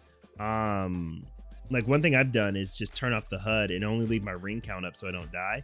But I've turned everything off, all navigation, all upgrade, all HUDs, and I just run around blindly and play the game, and it's amazing. So it's worth your time. It's definitely worth your time. What would be your non-spoiler like closing remark, Seth? Honestly, this is probably one of my favorite Sonic games I have played in years. I mean, years. I like when I was playing it, I couldn't put it down. I was that engrossed and immersed with it. I haven't been this excited and this glued to my screen for a Sonic game since like Adventure 2. Yeah. It is a much needed step in the right direction, and if this is how the future of the series is going to be for the next, decade, I fully embrace it. Yes. Fully embrace this. Would you say you're here? Would you say it vandalized your heart? Yes. Oh man. And I same. Closing remarks for me is like same. It's most fun I've had. It feels validating, especially as someone who's been on this ride since the very beginning and seen the highest of highs and lowest of lows. It is definitely one of the moments in this game are some of the most peak moments in the entire series that I've ever witnessed, and it's just so good, and it sets up so much for where this can go. And it seems like they're committed this time. Like they really sat down and said, we're not just by chance, like this is the current trend, so this is what we're gonna do. They're like, no, this is what Sonic's gonna be for the next decade. Here's how we're gonna get there. They full on Kevin Feige Avengers like phase 3 and 4 at this. Like they're like, we know where we're going with this. There's deliberateness in everything. And I enjoy it. It's the most fun I've had with a Sonic game since Adventure 2, and the most connected I've been to a Sonic game since Unleashed. So definitely worth it. If you're a fan of platformers, a fan of Sonic, go give this a try. If you've never played Sonic or any sort of like open world game, this is a great introduction. It moves at just the right speed where it won't be out of control. Because it doesn't have a life system, you can fail and like learn the mechanics. And there's just a lot here to enjoy, and the story is really engrossing. You're gonna have a good time. So yeah, with that, everyone, I'm gonna give you your final warning. If you have not experienced this game and you want to experience this game with no spoilers, cover your ears because we're about to gush. So this is last warning to dip out, because we're gonna get into spoiler talk. So again, this is your final time. If you're watching this after the fact, you can scroll ahead till the screen changes and it says non-spoiler again. But for now, we're getting ready to talk in spoiler in 5, 4, 3, 2, 1. Are the kids asleep? Are the kids asleep? Are they all gone? Have they left the room? All right, let's go, baby. Spoiler. Oh my freaking God. Okay. I don't even know where to start. I have this written down. I have bullet points written down of areas to cover because there's so much to talk about, so I can give us some focus. So don't worry. So first, let's start with the story. Oh my god, I knew we were in for a good time when just the conversations with Amy. Yes. Just flat out the conversation with Amy and watching her character grow even more than she already has in like the IDW comics. Like with her final line of like, I just want to be the one to spread love across the world and realize that like I will always have the ones that will love me, even if they're far away from me. Like acknowledging the fact that she, has this crush for Sonic, but also respects him enough. Yeah. Where she's gonna stop, just stop the chasing, if you will. Yeah. Oh my God, yes. Continue, because I'll have my own set of things. Or should we But take it then- should we take it island by island? How do you feel? Yes, island by island. Okay, we'll do island by island then. So yeah, so for me, yeah, like I said, I was freaking crying in like the first like 5 minutes of the game just because like Sonic was showing emotion again, and there was like genuine concern for his friends, and like I have to talk about the voice acting to talk about the story. The voice acting in this game is peak, and it almost makes me nervous because every time the voice actors finally get their character voices down, they get replaced. They switch voices. So I really hope this is not their swan song like it was for the Sonic X crew when they finally got things right in Sonic Unleashed, and then they just got yeeted out of existence. Man, I really hope not, because this is the strongest Sonic has sounded since they took over for Colors. Like Yeah, like the first island, like the concern for Amy, the way it's written, like the way Ian Flynn writes these characters. I'm a huge fan of the IDW comics, so I can instantly pick up on his writing style.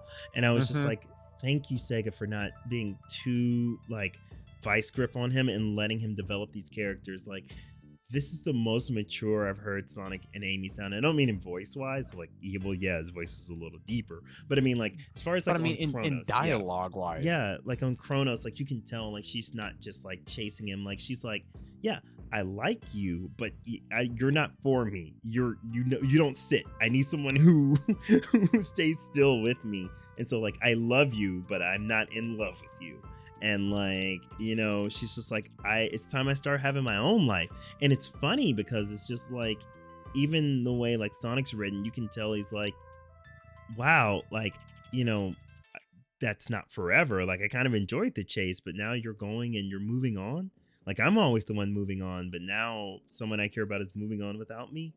He's like on the other side of the fence for once. And it's really, really nice how they portray it.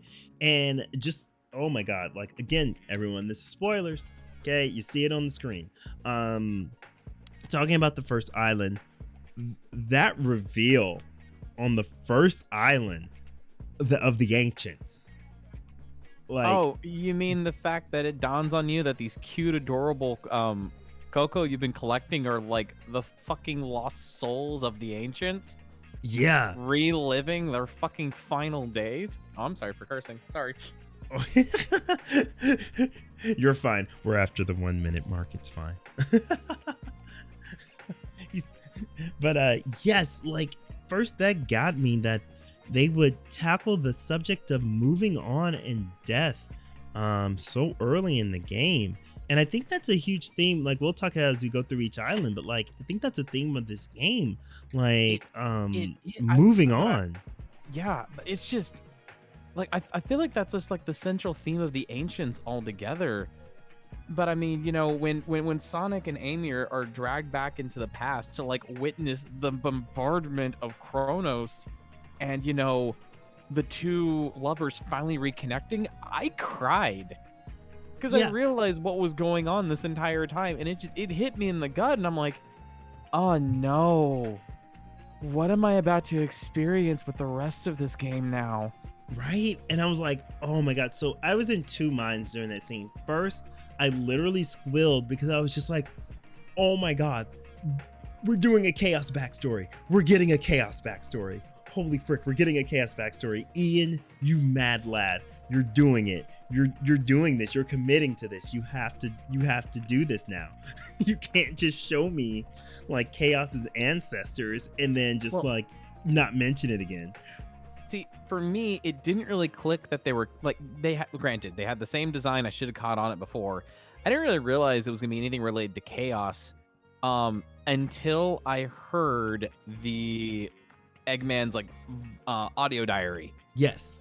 From the big fishing game, which, let's be real here, that is the strongest dialogue characterization that Eggman has gotten in a long time. Oh my God. Not since like the final chapter, not since the ending cutscene of Adventure 2. That was the last time he had like complex emotions. Like, the second I found out that, like, because I remember seeing that in the in the big shop, like, what's this egg memo? I bought the first one, and Mike Polk, amazing performance, probably the strongest Eggman performance to date. Reading his diary, his entry of like discovering the island, like, how many of these are? And I fished like mad till I could afford every single one Yeah, and listened to everything. yeah, And I just got hit so hard, like, oh, this is I I've wanted this for so many years, yes. especially hearing Eggman's thoughts on Amy, Knuckles, and his honest feelings about Tails. Like that was so cool. Like the Tails one is like his honest thoughts on everyone was so cool because he was just like, I appreciate what they are. He almost sounded like a grandparent in a way, you know what I mean? Like he was like, I see their potential, their characteristics, but I just don't like the side that they of the fence that they sit on. And it's just really cool to see like this deep dive into his like psyche, and Like, especially with Tails, because we've oh my always god, known Tails that was perfect. Eggman and Tails like IQ level are matched. They're two sides of the same coin. And to hear Eggman like, especially after all the Lost World mumbo jumbo, you will find out. Uh, to hear like Eggman's honest thoughts on Tails. I always love Like, that he calls him Miles. I always love that. yeah, I his final line of like, young Miles has potential. He just needs to step out of Sonic's shadow. I'm like, damn it, oh, that hit hard. That hit so hard for me. Yeah. And it's so true. Like, Tails really is the Gohan of the Sonic universe. Like, he has all this potential if he would just, like, get over his imposter syndrome.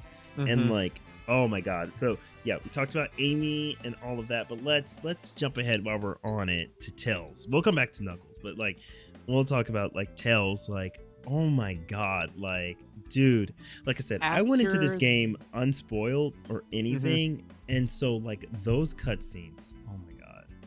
After the massive disservice that was Forces, to see Tails finally get proper character motivation, character development, and actually standing his ground to Sonic, and even like flat out saying like, am I a burden to you?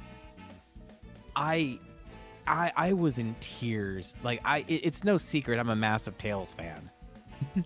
But the entirety of Chaos Island just brought me to tears with the story and narrative they were weaving for my Yes, boy. yes. And like Chaos Island, honestly, like from an explorative perspective, Ares is my favorite. From a narrative perspective, Chaos Island is my favorite.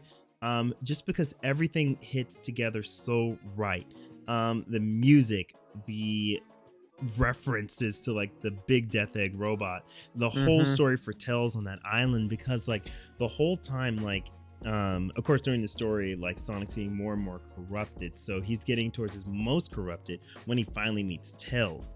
And I think that was such a good place to put it, because you know they Mm-hmm. have the strongest bond, like they've been together the longest. And I'm glad the game calls this stuff out, but it's just really cool that Sonic's at his like weakest, but because he cares about his little brother, he's doing like what an older brother or like parent figure would. And it's just like, you know, like still maintaining strength around them because he doesn't want them to worry. And I was Yeah. just like, that's such good characterization for Sonic. Like he is tired AF and in pain, but every time Tails shows up, notice he tries to like not make Tails notice or not make Tails worry. Mm-hmm. And I was like, yeah, Tails isn't being like, you know, glib or anything. He's like 10 years old, so like that's how you act when you're a kid. Like you don't realize like what anybody older than you is going through if they're not visibly showing it, because you know you're very visual when you're young. So if someone's not showing, you know, like they're in pain, you're like, okay, everything's fine. Yeah, I appreciate that. And then I love that scene, like when he's like, am I a burden to you? And he brings up all the stuff about like infinite. I'm sitting here just like crying. And then I start crying more because like as they're talking, he's like, Sonic, I gotta step out. Like, I gotta do my own thing now. Like, I love you, but I gotta go do my own thing. And Sonic's like voice like breaks for a second. He like breaks character for a second, and it's really interesting to see that. Like, his voice like gets really shaky. He's like, "Wow, you grew up," and I didn't even realize it. And I'm like, That hit "Oh man, so hard for me. I was so happy to hear Tails go I want to do my own thing, and even Sonic was like, "Wait a minute, you wanna? What's happening? Like, when did you grow up so fast?" yeah." And I'm just like, "Oh God, here it comes." But like, Right? even like the pep talk where it's like, "What are you talking about? Like, you're the one who saved Station Square. You're the one who came up and like saved Amy with all the ingenious stuff on the arc." Like Sonic listing all of Tails' accomplishments to remind him, like, "What are you talking about? You are your own hero. You just need to see it." Yeah, and I enjoyed that so much that because Sonic's always been like this constant. He's the constant around everybody else. That's what makes Sonic Sonic. Like, he's the positive force that like changes everybody else. But like this game, it was like almost like it was flipped, where like you got to see how all that positive effect that he had on his friends came back to help him when he was Mhm. actually going through something. And it was just so cool. And like, yeah, I think that was handled great. And I think Ian Flynn, like as a writer, did like a masterclass on taking all of these jumbled pieces that he had, especially with an inconsistent character like Tails, and turning it into a life lesson of it's okay to be inconsistent. You're gonna have all these peaks and valleys because you're still growing. Like, that's just what growing up is. And I was like, that was such a great way to handle that. And I think that's what made me cry the most out of that, because I was just like, dude, like, thank you, Ian, for like doing that. And again, the voice acting was so great on this, and Yes. I love that. And then it's just great because the scene immediately after that, it's like they go back to just like having this like brotherly love for each other. And I was like, that was cool. And thank you for letting Tails be smart. Thank you for letting Tails being smart, and not Sonic being like stupid, but just being like, Tails, I'm smart. I'm not IQ 300 level smart. Can you break it back down a little bit? I don't know what that means. He said, those sure are words. I love it. I loved it. And in the relationships, like, I loved everything they did with Sonic and Knuckles. And I was just like, are you kidding me? We're going here right now. We're gonna touch on their brother, like their brotherhood that they have. Because like Sonic, to me, Sonic's the middle child in the relationship. Like, he is Tails' his older brother, but he's like the younger brother to Knuckles. Yep. Because and Knuckles is like the oldest, like, but the most literal, like, headstrong. And so he always keeps Sonic in check. And like, to see that balance for each other, really great. And then like Sonic's like the way Sonic was written when Knuckles was like, I think this is related to my past. Like, I can't lose this. Like, they can't destroy this. I can't lose this. And Sonic just instantly gets it. He's like, I got your back. Like, Yeah. there were just so many, and them touching on and actually exploring, because that's what got on my nerves with Forces, is they would introduce all these things, but they would never like let them breathe and like explore them long enough for the player to like connect. And I appreciate this game for doing that, especially with Knuckles, because they really explored about him being lonely and him relating to the ancients, being alone and losing their entire like culture essentially, and being wiped out. And he's like, I can relate to that, because like after I'm gone, my whole entire culture's gone. And so Yeah. like I really appreciate them like touching on that. Like, that was just, oh my god. But it was also nice to see Knuckles kind of sit there and realize, like, I really do need to get out more. Like, I can't be confined to my past and my island. I need to actively see the world a bit more. Yeah. Like his like letting go was just like letting go of the emerald, and it's just like, yes, this is what I've been tasked with, and it's a huge burden, but I don't need to let it be my crux for the rest of my life. Like, it's gonna be okay. If the emerald gets stolen, my friends are gonna be there to help me get it back. So let me go see the world while I can. And I I enjoyed that so much. And I enjoyed that they made him very smart in this game. He was very literal, but very smart. Like some things he wouldn't, like, of course, if he's on Angel Island, he wouldn't know what a satellite is, but he knew about like rock types. He knew about like architecture and like how things were built and like different like cultural things, like just It in like the was runes themselves. it was great to see Knuckles like finally like written with an ounce of respect instead of haha he's a big dumb jock who doesn't know anything but Smash. Right?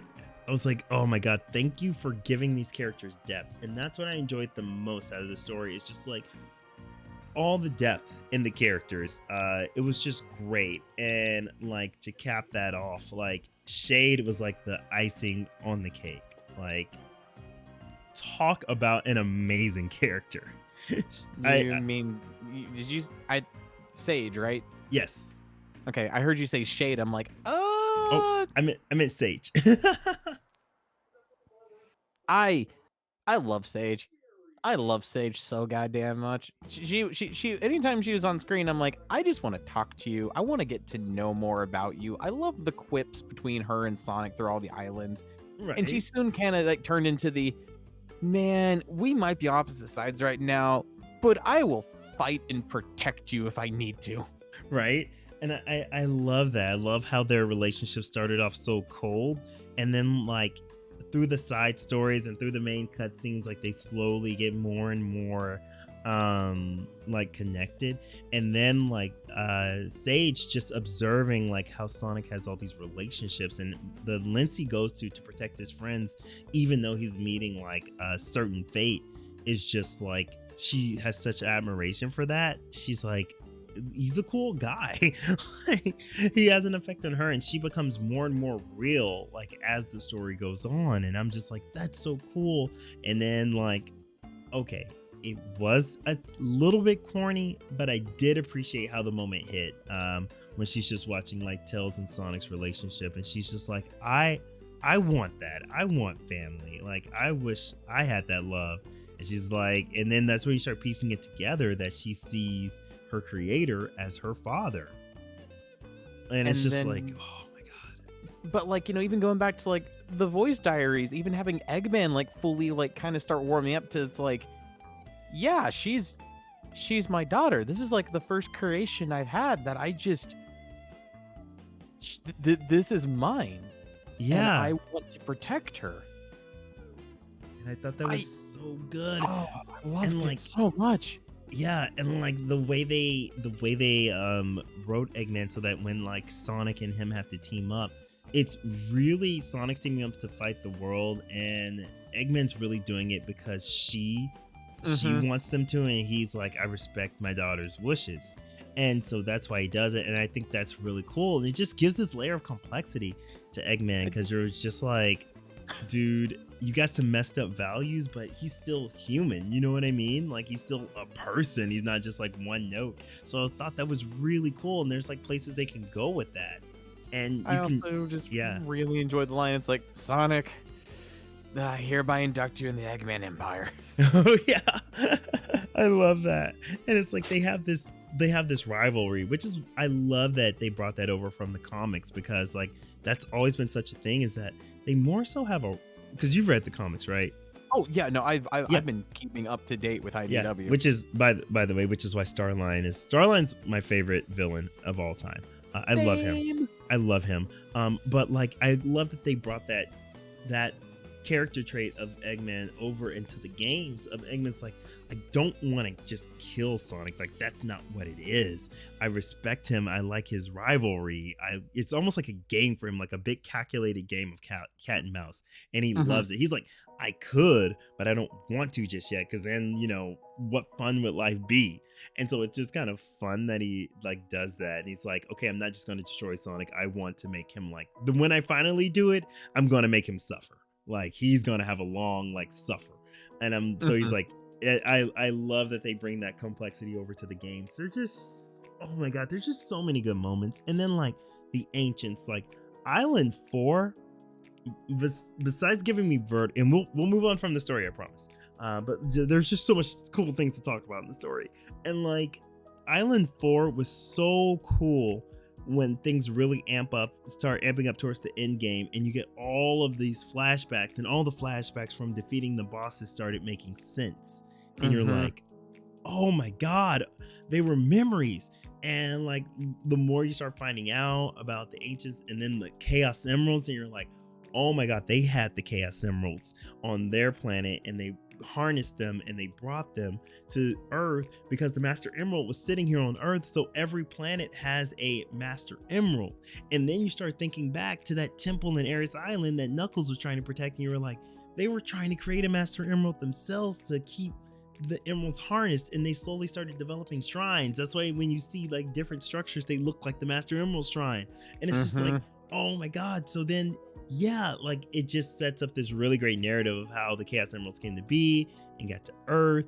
And like all the islands, like there's always something with the islands on Earth, being places like where like non-human civilization has lived. Like we've colonized the continents, but all these other civilizations have always been on islands away from humans. And it's just so cool how they like set all this stuff up, and I'm like, make it tie in together. And it's just like over the thousands of years, some of the cocoa that made it off the island developed into Chow. And then that's how Chaos, he was an ancient himself, and he developed over years and years and years into the Chaos we see. And that's how he's tied to the Master Emerald, because he bound himself. Like, it's just so many cool things like they set up, and I hope they explore that more. It's such a good story. It's such a good story. It's so good. It's so good. And the friendship thing is kind of a misstep, but I'll forgive it just because everything around It it is so great. it unfortunately, for better or for worse, it has to it it's Sonic Law. There has to be some type of friendship angle at some point in time. It existed in Adventure 2. It's for better or for worse, it's a staple. It is. It is.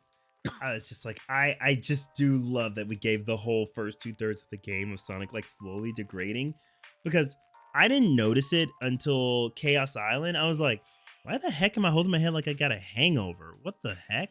And I'm like, Yeah, like Chaos Island was like the first time it was very apparent that oh, he's not doing his usual idle animation. He's in pain. Oh no. Oh. yeah.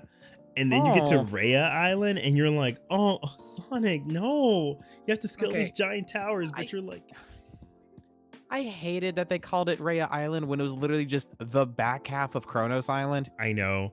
I didn't know it was Rhea until like after I played the game. I thought it was just Chronos Part 2. Like, oh, that's cool. We're going back to where things started. Cool. That whole like circular story type of thing. I didn't know it was supposed to be its own island. I only thought there were I 4 islands. They honestly they shouldn't have called it Rhea. It literally just should have been like, I don't know, like you said, like Kronos Part 2 or Kronos Revisited.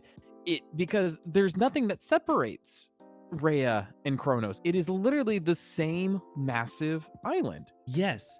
And it's funny because like when you first 100% Kronos Island, it highlights the whole map, and the backside of Kronos Island is visible in the map when you complete it. I mean, not to mention you also, the first Titan fight takes place on that back half of the island. Yeah. So I don't know why they did that. Probably they were running out of budget and they wanted to extend it, but at least they came up with a good part of the story to move ahead. But like in my next playthrough, because in my first playthrough I just was doing all the islands, and those really tall towers are giving me vertigo, so I didn't explore the island that much. But I Mhm. do want to run around there because the back half of Cronus is probably like the most visually stunning island in the game. Like Oh the yeah. back half, like there's giant forest and open fields and huge cliffs and lakes and all this It's stuff. it's actually really funny because I think it was after the third tower. It's like the third of whichever tower takes place in the arena where you fought the first Titan. Yeah. I actually purposely went back through the crevice to the top of the waterfall, thinking like, I wonder if I can actually go just re-explore Kronos. But you can't. There's an invisible wall with the final end boss saying, "Your task does not lie that direction. You must turn around and complete the task at hand." I'm like, dang it. Oh Game, don't do man, this to me. I know it's Listen, like I explored the hell out of the back half of Kronos Island when I got the chance to. nice. Yeah, I only explored like the redwood forest area, that part down there, down like the first tower. Mhm. But I want to go explore it more on this next playthrough that I'm doing right now, because on my second playthrough I'm on Chaos right now, Chaos Gotcha. Island. So I definitely want to go explore that more. I'm probably gonna get there probably this weekend and do that, or I might play after the stream tonight. Who knows? Ooh. But yeah, story 10, like for me 10 out of 10. And it's not even that, it's like because it's as actiony as, SA2, or as world building as as Unleashed, which are two of my favorite stories. The reason this is like my favorite now is just because it let the characters be characters and we actually got to explore them. Like, I think that's it right there for me. Like, yes, SA2 is a very actiony set piece. It's a very actiony story. I agree with you. Unleashed is a very great world building story. I personally like the development of Chip and Sonic as characters in that. But Forces is the first time Frontiers. in the series. Sorry, God, strike me down. Frontiers is the first time that they actually tried a character story. Yeah. And it shined. It really shined as a character-driven narrative. And I love and appreciated that. Yeah, and like I appreciate it. Like, again, as a Sonic fan who's been there since the beginning and been with these characters, I kept getting very emotional throughout the whole story, because I was like, it matters again. Like, everything these characters have been through that I've seen them go through and like played these games, they remember now. It's not just like, oh, we got amnesia, I don't know what happened in the last two games. It's like, no, we had all these adventures together, and now Remember when we did X, Y, and Z? Yeah, that was some really cool or tough time. I appreciated that. Yeah. I love the fact that there were callbacks to literally almost every game in the series. Yeah. And I was just like, the thing I was laughing about though with the Tails scene, as much as I loved it, I also giggled a little bit after it was done, and I stopped crying because I was like, God dang it, now Forces matters. I said the exact same thing when I was playing it. I got through that cutscene. I just laughed out loud and I said, damn it. And Miles is like, what's going on? Ian actually found a way to write Forces into this game and make me actually enjoy the reference. Right? I'm like, God dang it. I love the arc, like the reference to like the arc, and also they reference Dark Gaia and all of those. That was cool. Yeah, I was like, oh my God, this matters. And it was like, it made sense because it wasn't just characters giving like call outs, it was characters who were parts of those adventures calling out those adventures. Like, Tails talks about Dark Gaia because he was a character in Sonic Unleashed. Like, Knuckles wouldn't talk about that, he was off doing bug all. But Knuckles mentions, I love that the flashback scene when Knuckles is looking at the shrine that the ancients made, and he remembers Angel Island, and it's in like 2D. It's in the cell shade, in the pixelated. And I was like, that's cute. Like, and he calls back like so many things about like Super Knuckles. I was like, I also appreciated that, like, I think it was also in Areas Island, like Sonic's like, yeah, there's all these weird things. This is nothing like what Tikal did for us back then. Yeah.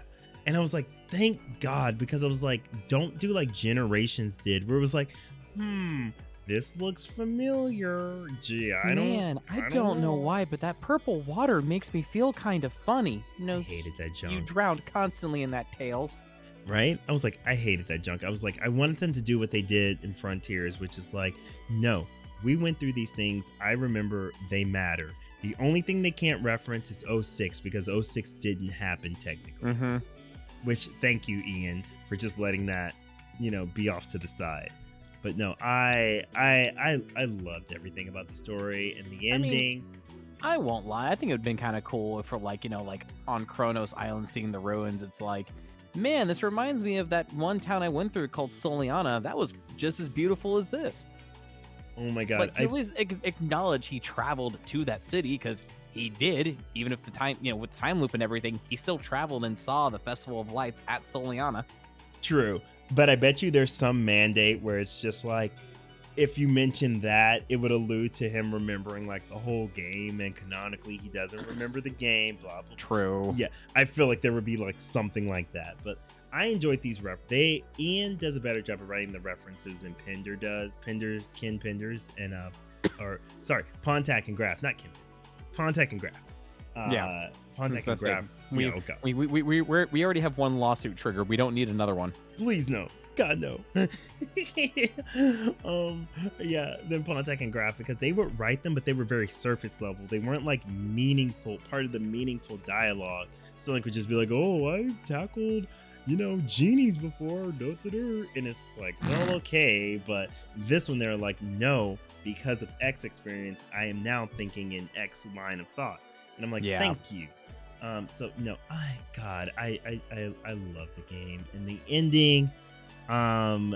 The story-wise, the ending was really, really strong. I enjoyed it. A lot of people get mad that Sonic like didn't acknowledge, like Shade. Say Sage dying, but I was like, Sonic never acknowledges anybody. He barely acknowledged Shadow. Like he just doesn't. That's just not him. He's moment to moment. So it's just very like, yeah. Hey pup. Yeah, you forgot to see the Build-A-Bear thing I sent you about Sonic. Oh no, I thought I faved it. Yeah, no, I saw that. I actually own all of those already. I was about to say, Miles and I are heading out this weekend to get the Sonic one because we missed the chance to get Sonic, but we got Tails. Yeah, I got Sonic and Tails, but I need to get Knuckles. So yeah, so our plan is to do Sonic, and then as soon as we get Sonic in our paws, we're gonna order Knuckles online immediately. So yeah, same. I'm gonna do the online order for Knuckles, but I have Sonic and Tails, so glad they're re-releasing them. But yeah, no, this story's so very good, and like I love the ending. I got emotional. I cried. For me, it hit. Like Sonic that's just not in his character to really acknowledge stuff like that, but. I don't know. I liked it. I liked it because it was really about Sage at that point, and just that final shot with like Eggman reaching out as like all the stars are falling across like the island. Oh my goodness! And then Dear Father starts playing. I'm like, oh my god, the amount of tears like streaming down my face. I'm just like, oh my god, Sonic, why are you doing this to me? And then, of course, the subsequent cheer at the end when he's going through all the data and he goes, that's my daughter. I'm like, yes.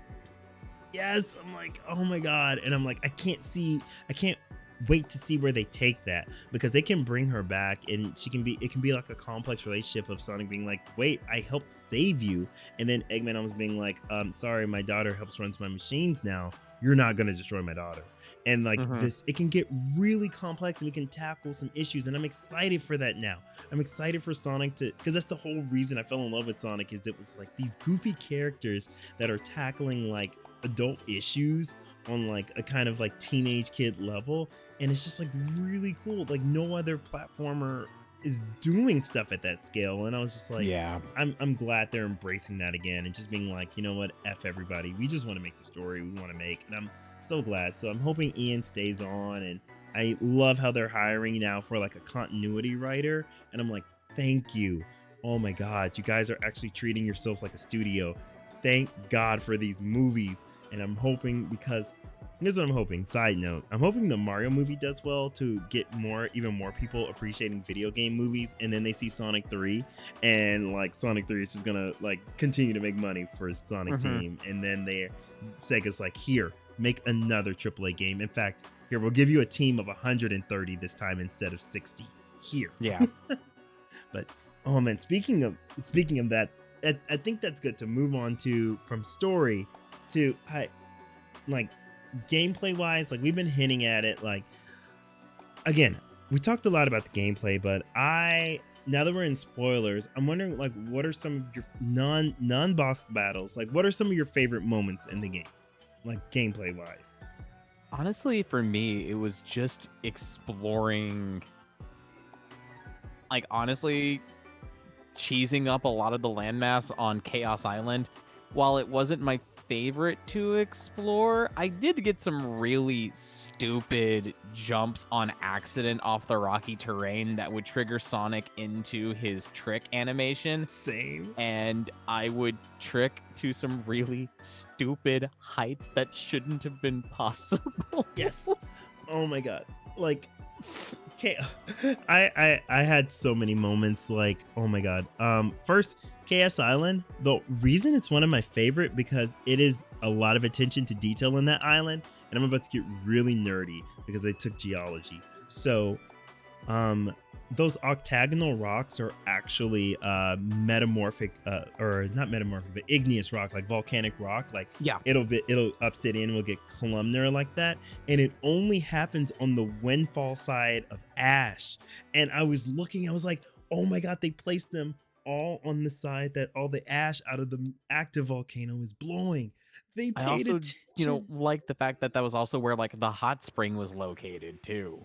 Yeah, like the sulfur spring, that was so cool. And then like you had the old mountain that had become snow covered, which was the Mm-hmm. dormant volcano. I was like, some people are like, Chaos is Island's not their favorite, but I'm like, actually, that's the one with the most attention to detail. If you know how like plants and like geography works, like it's actually one of the most detailed and is the most realistic. It makes sense. And what I love uh, from what Tells was saying was just like each island had its purpose. Like Mm-hmm. there, like each cult, each even though the ancients were one big culture, they all settled in different ways depending on the environment. Kind of like Well, we'll because take like yeah Kronos was was the main farming island. It's where all of their like agriculture was to be grown. Um, Ares Island was the location of most of their military and their fortified walls of protection.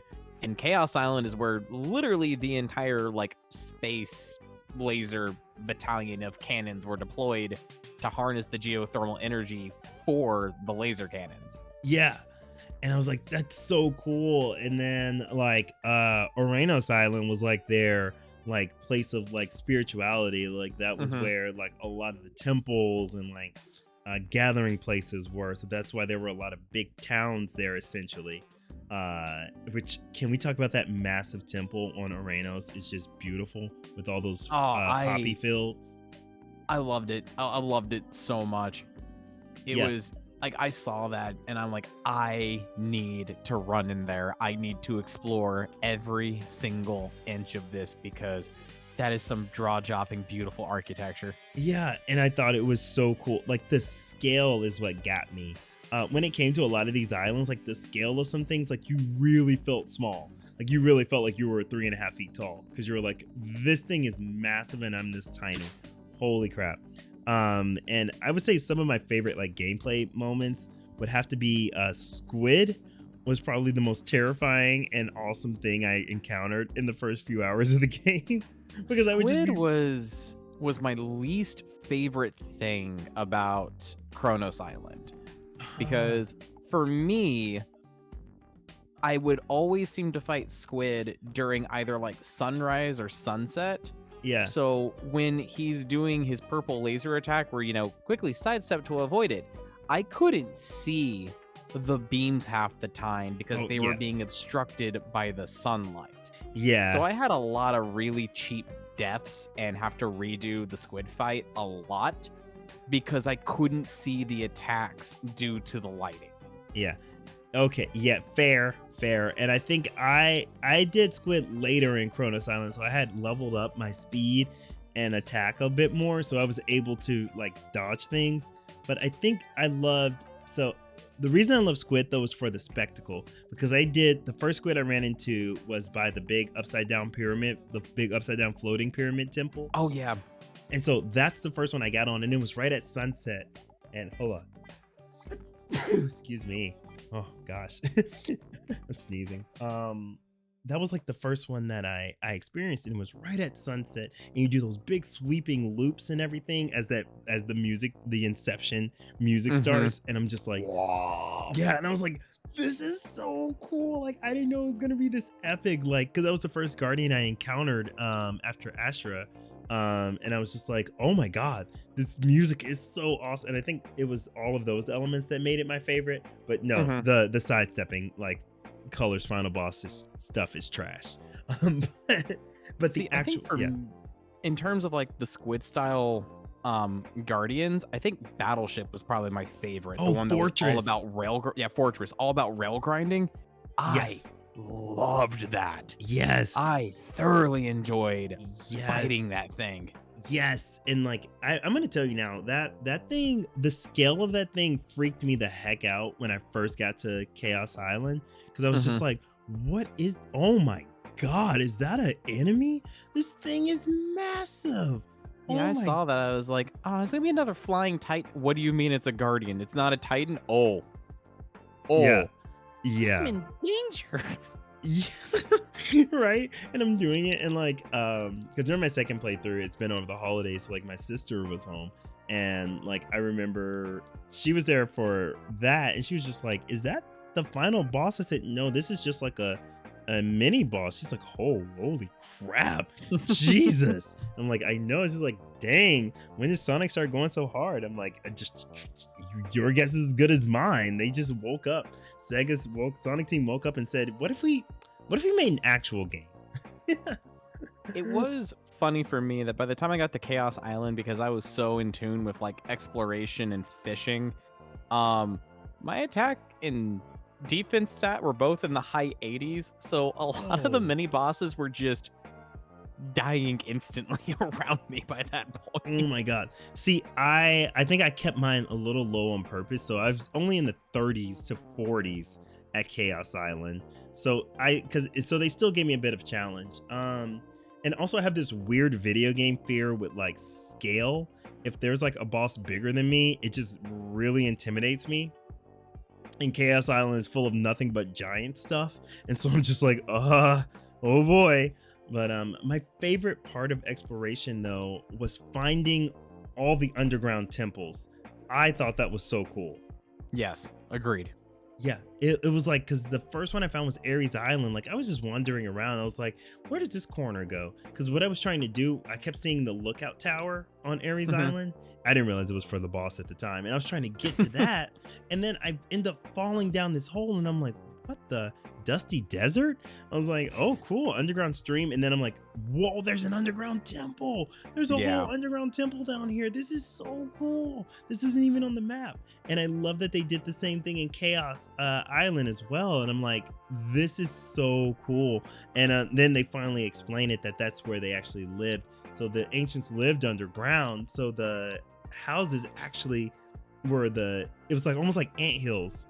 You know what I Yeah. mean? Like that was the surface, and then you went down into it, and they actually lived underground, which would make sense if you're trying to hide from an apocalyptic force. All of your military stuff would be on the surface and you would be underground and you would basically be like an ant colony. And I was like, that's so cool. Why is no one talking about this? Yeah, yeah, that was cool. And like I think that's a good transition, by the way, because I know we're both subconsciously thinking it. The boss battles. So, before we talk about the Titans, how Ooh, did you okay. feel about the puzzles that led up to the Titan fights? Which one was your favorite and which one was your least favorite? All right. Ooh, I have to say, I have to do two categories, like most rewarding and most like favorite. So if you're talking about my favorite, I would say the Ares Island one. Like the little crane game was cool. That was cool and like out of nowhere. And as someone who's like a Kirby fan and like plays like a lot of games like, Bayonetta and Mhm. what's like a lot of platinum games type stuff, I'm like, okay, I appreciate the what the heck sidestep. So I love that. I love the crane game. The most rewarding for me was the Kronos Island like tombstone puzzle. I like that. Once I figured out how it worked, I was like, I like playing with this one, and working it and seeing where it goes. Yeah, like that was the same for me. Like the Kronos Island one, I started moving it, and then I was like, "Oh, this is a puzzle for Mist." Yeah. Oh, okay.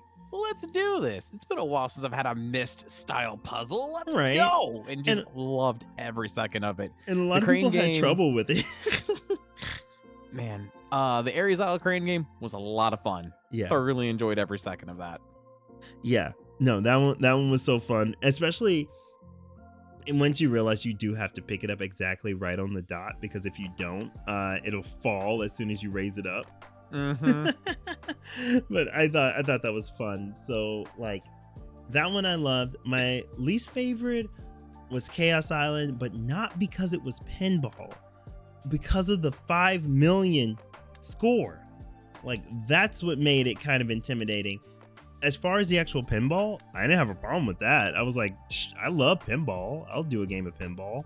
But I couldn't stand that because the physics did not work for a pinball table. I had so many times where the ball would not go where it should have gone from my years of doing pinball, even pinball and Sonic games.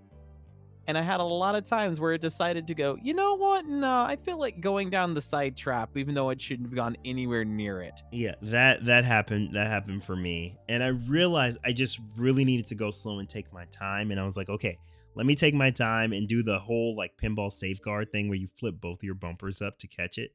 And I was like, okay, I need to get it to a complete stop and then flick it. I can't flick it based on momentum because it's going to go weird on me. So I need to stop it, let it slow roll, and then flick it off the bumper. Then that will work. And that's how I got through it. That point goal should not have been 5 million. It should have been less. It should have been like 1 million or something a bit more comfortable, because it didn't play how it should have played.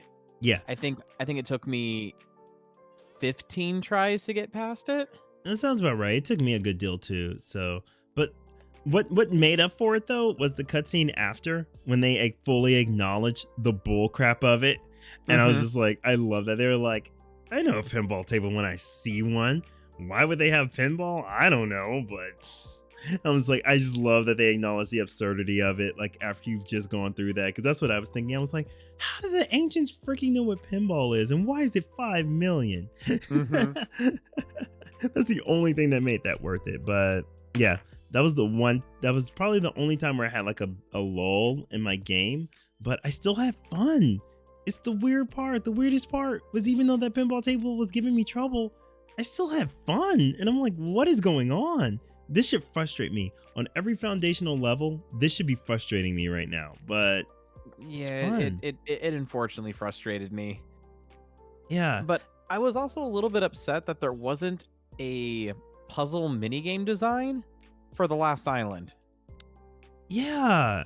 Because I was fully expecting it before grabbing the white Chaos Emerald, but then it was just like, oh, no, here's the Emerald. I'm like, cool, let me grab this, and then I'll, save my game, and I'll get ready for the final boss. It's like, oh no, we're going to drag you right to the final boss's fight. I'm like, you didn't do this for any of the other islands. What's going on? Like, why are you doing this now? Yeah, I was like, that was so weird.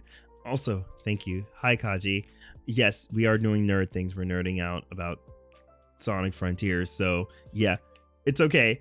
We're nerding out about, we're providing nerdisms for people that may not play the game.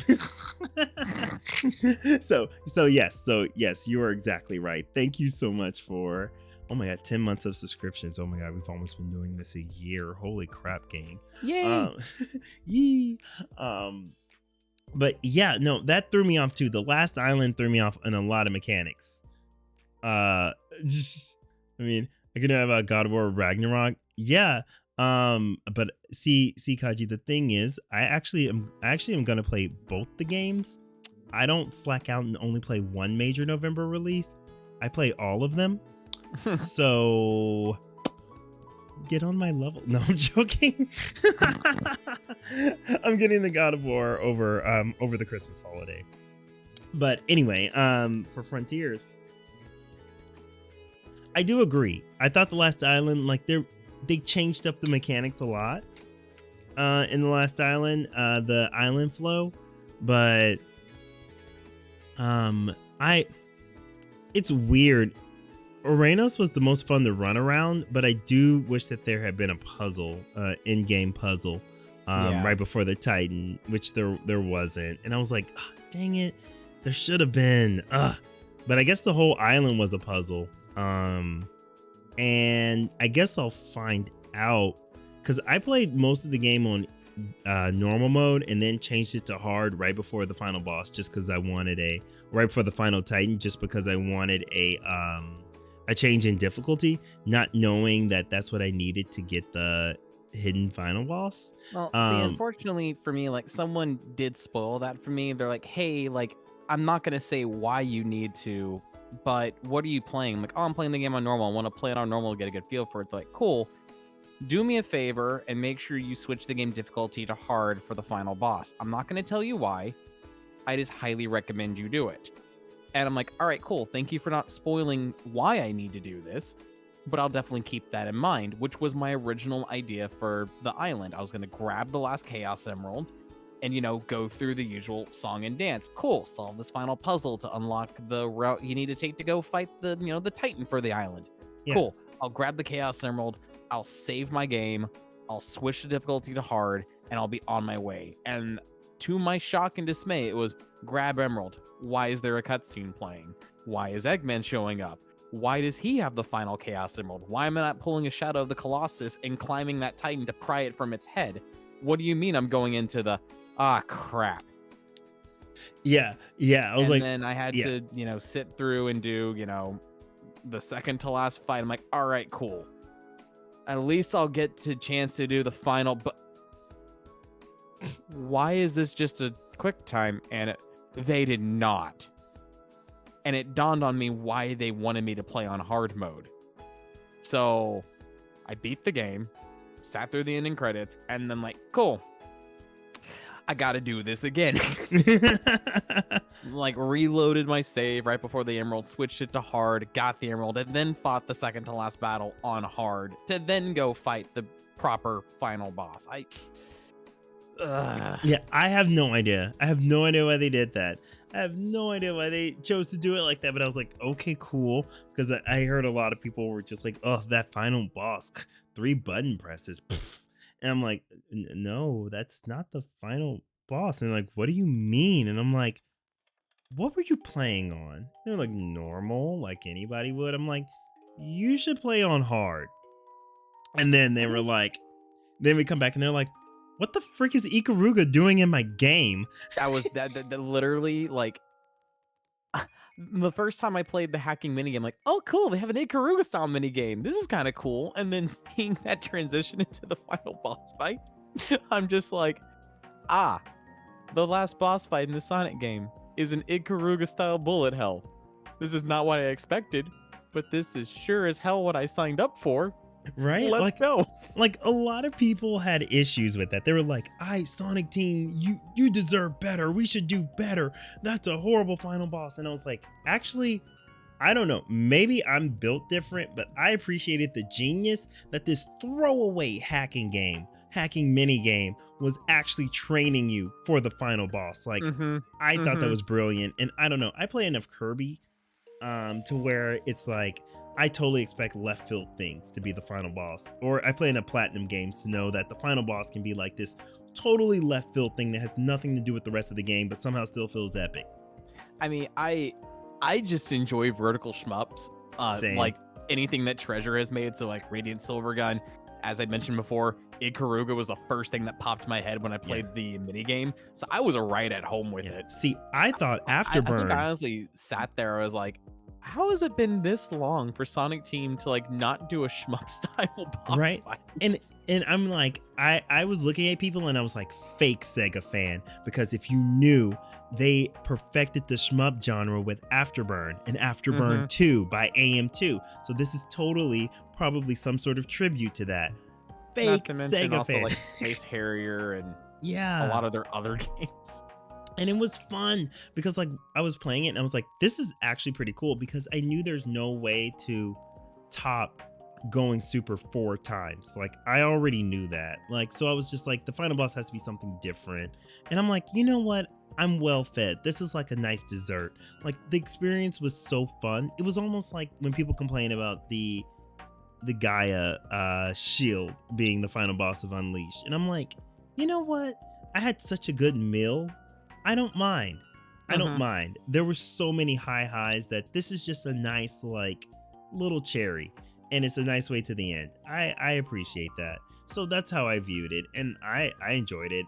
Also, I love that there's a giant colossal planet talking trash to you Yeah. like as you try to take it down. I thought that was cool. And that final shot of like Sonic beaming across space, like Oh. when it pulls out to that like Oh. wide shot and you get the scale of just how far out you are and he just like powers through the planet. I was just like, okay, no, this is cool. This is really cool. I got chills. I got chills during that entire cutscene. It was just like, oh, this is cool. Right? So I was like, yes, could they have done something different? Of course. Always could, but I was just like, I think the end's cool. And like the way it was talking, I was like, this thing's gonna be back. This thing's gonna be back. This could be the new arc that we're doing of like trying to take this thing down because it's like I've taken many forms. I'm infinite, not infinite as a reference to infinite, but it's just like I'm infinite. I'm always gonna be It's basically here. I am time immortal. Yeah, I'm always going to be here. And I'm like, oh my God, I hope we're setting up for something really cool. I really do hope they don't just let that die because if we can turn this into like an arc and we can call this like the apocalypse arc, I would be like so happy. So I hope they do something with that. I enjoyed the battle. I enjoyed the switch up. I liked it, but there was no way they were going to top those Titan fights because my God, the Titan battles. They were so good. Oh my God. So going in blind, here's my thoughts. Here's my thoughts. I start playing and I'm like, oh, okay, I'm loving all the, violin movements of Chronos. Like I'm loving this every time we get an emerald, the music changes. Cool. We go up to the battle. I hear the Shadow of the Colossus epic music. I'm like, oh, this is so epic. It's Shadow of the Colossus Sonic style. Let's climb up this thing. Let's do it. I grab the emerald and I'm like, oh, we're going super now? Cool. And I'm like, oh, I love the My Hero Academia anime. Oh, wait. Bring me the horizon. What the frick? Atreus type me. What the frick is going on? Let's go. Like literally I remember standing up out of my seat just shouting let's go at the TV. And I was like, what is Metal doing in my Sonic game? I got the biggest grin on my face when the music started up. I just said, it was like, I started bouncing like, okay, all right, let's open up a pit on this joint and take this down. Right? And I was just like the switch up though, because it baits you. It sounds like this like anime opening, and then they just say go, and it turns into like metal, and you're like, wait, what? I was gearing up for some other type of song. And you're just like, you're in there, and all the attacks land like so well, like with every Titan boss, like all the flashiness is so good. Just how you start from being this like tiny thing, and the game tells you you will never beat this thing as your normal self. You need to be super. And I'm like loving how the game just tells you that, and like you go from being this tiny speck to being like at eye level with it and just like taking it. And a lot of people comment on the first boss, I was just like, oh, we're back to Shonen Sonic when he like punches through it. And I'm like, okay, but the second boss was when I really got chills, because first I just love I love the whole second boss, because you go to that beautiful like white sand area, and then have to climb the tower, and this beautiful orchestral music is just playing as you're running through the air, and then you get the emerald and it just goes hardcore heavy metal, and you're just like freaking blasting through the sky and whipping this thing against the mountain. Like freaking I was like, Sonic is brutal. He's just like throwing this thing against the mountain, and then like you fill it up with missiles and explode it from the inside out. I was like, Sonic is getting brutal again. Jesus. I just sat there, I was like, oh, hon, you didn't need to go that. We kind of killed it, didn't we? Yeah, like each of these Titans, like he doesn't just like take them down, he like murders them. And I'm just like, this is what I need, because like the movie gave me a taste of that, and I was like, I need more like ticked off like god tier Sonic, like Super Sonic to be like, enough is enough. Like, I'm tired of your games. Like, and they brought that into the games, and I'm like, oh my god, thank you. But I I think, mean, yeah, especially with how well Chaos Island was. oh my I god, I think the fight against Knight is probably my favorite Titan fight in the game. yes, yes. The music, the everything, and just like how you use its shield and you Mm-hmm. use it against it and just like totally like take its neck out. And then like you can take its legs down and like kick it into the air. And I was just like, I was screaming the whole time I was playing that. I was like, this is so epic. And the song that plays during that boss battle is one of my favorites in the game too. And Agreed.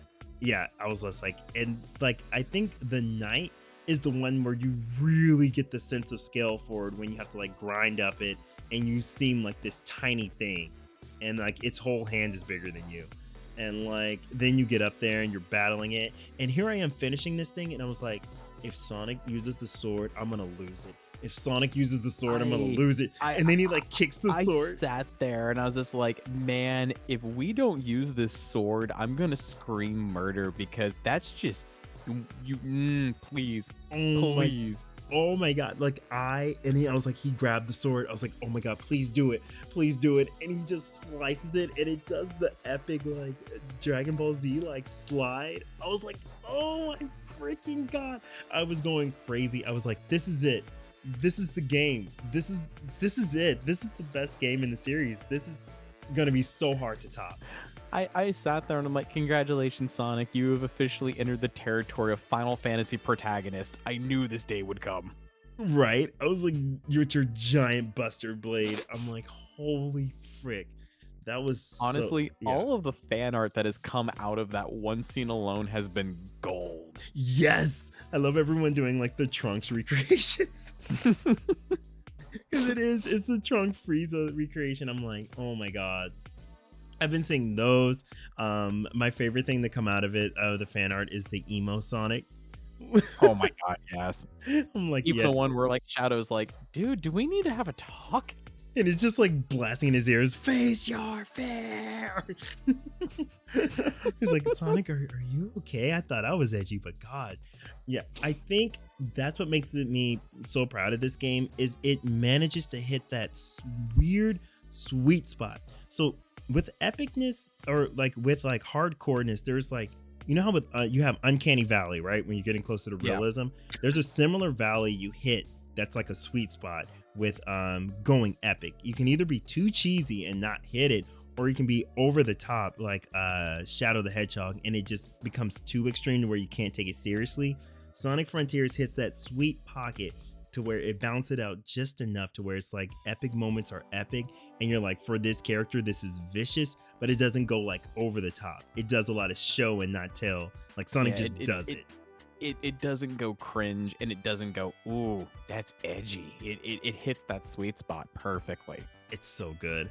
And I was just like, every Titan battle is just really awesome. I'm like, I want to, like, I'm enjoying replaying the game just to replay them, and I'm still getting like the same chills and finding new combos.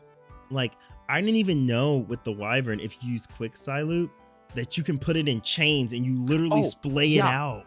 Yeah, I like after I did that, I'm like, I really need to start using Psyloop on the bosses now to see how it affects each of them. And I like that's been a lot of fun. Honestly, it's with the Titan fights I use the Psyloop the most in this game, outside of out in the field and drawing an infinity symbol to have infinite boost for a short amount of time. Yes, I found that little Easter egg like really quickly. I was like, oh, that's cute. But I discovered that. I was like, how did I? No way, that's how I did that. Oh, bet, let's go. Right. And like, yeah, like the fights, like the Psyloop and the different ways you can take them down are great. And like, that's why I tell people, I'm like, this game is more like Shadow of the Colossus than Breath of the Wild, because like you're also taking down these giant things and you're like, wait, am I doing the right thing or the wrong thing? Like, yes, they're trying to kill me, but also by destroying these things, is there a bigger threat that they're actually protecting?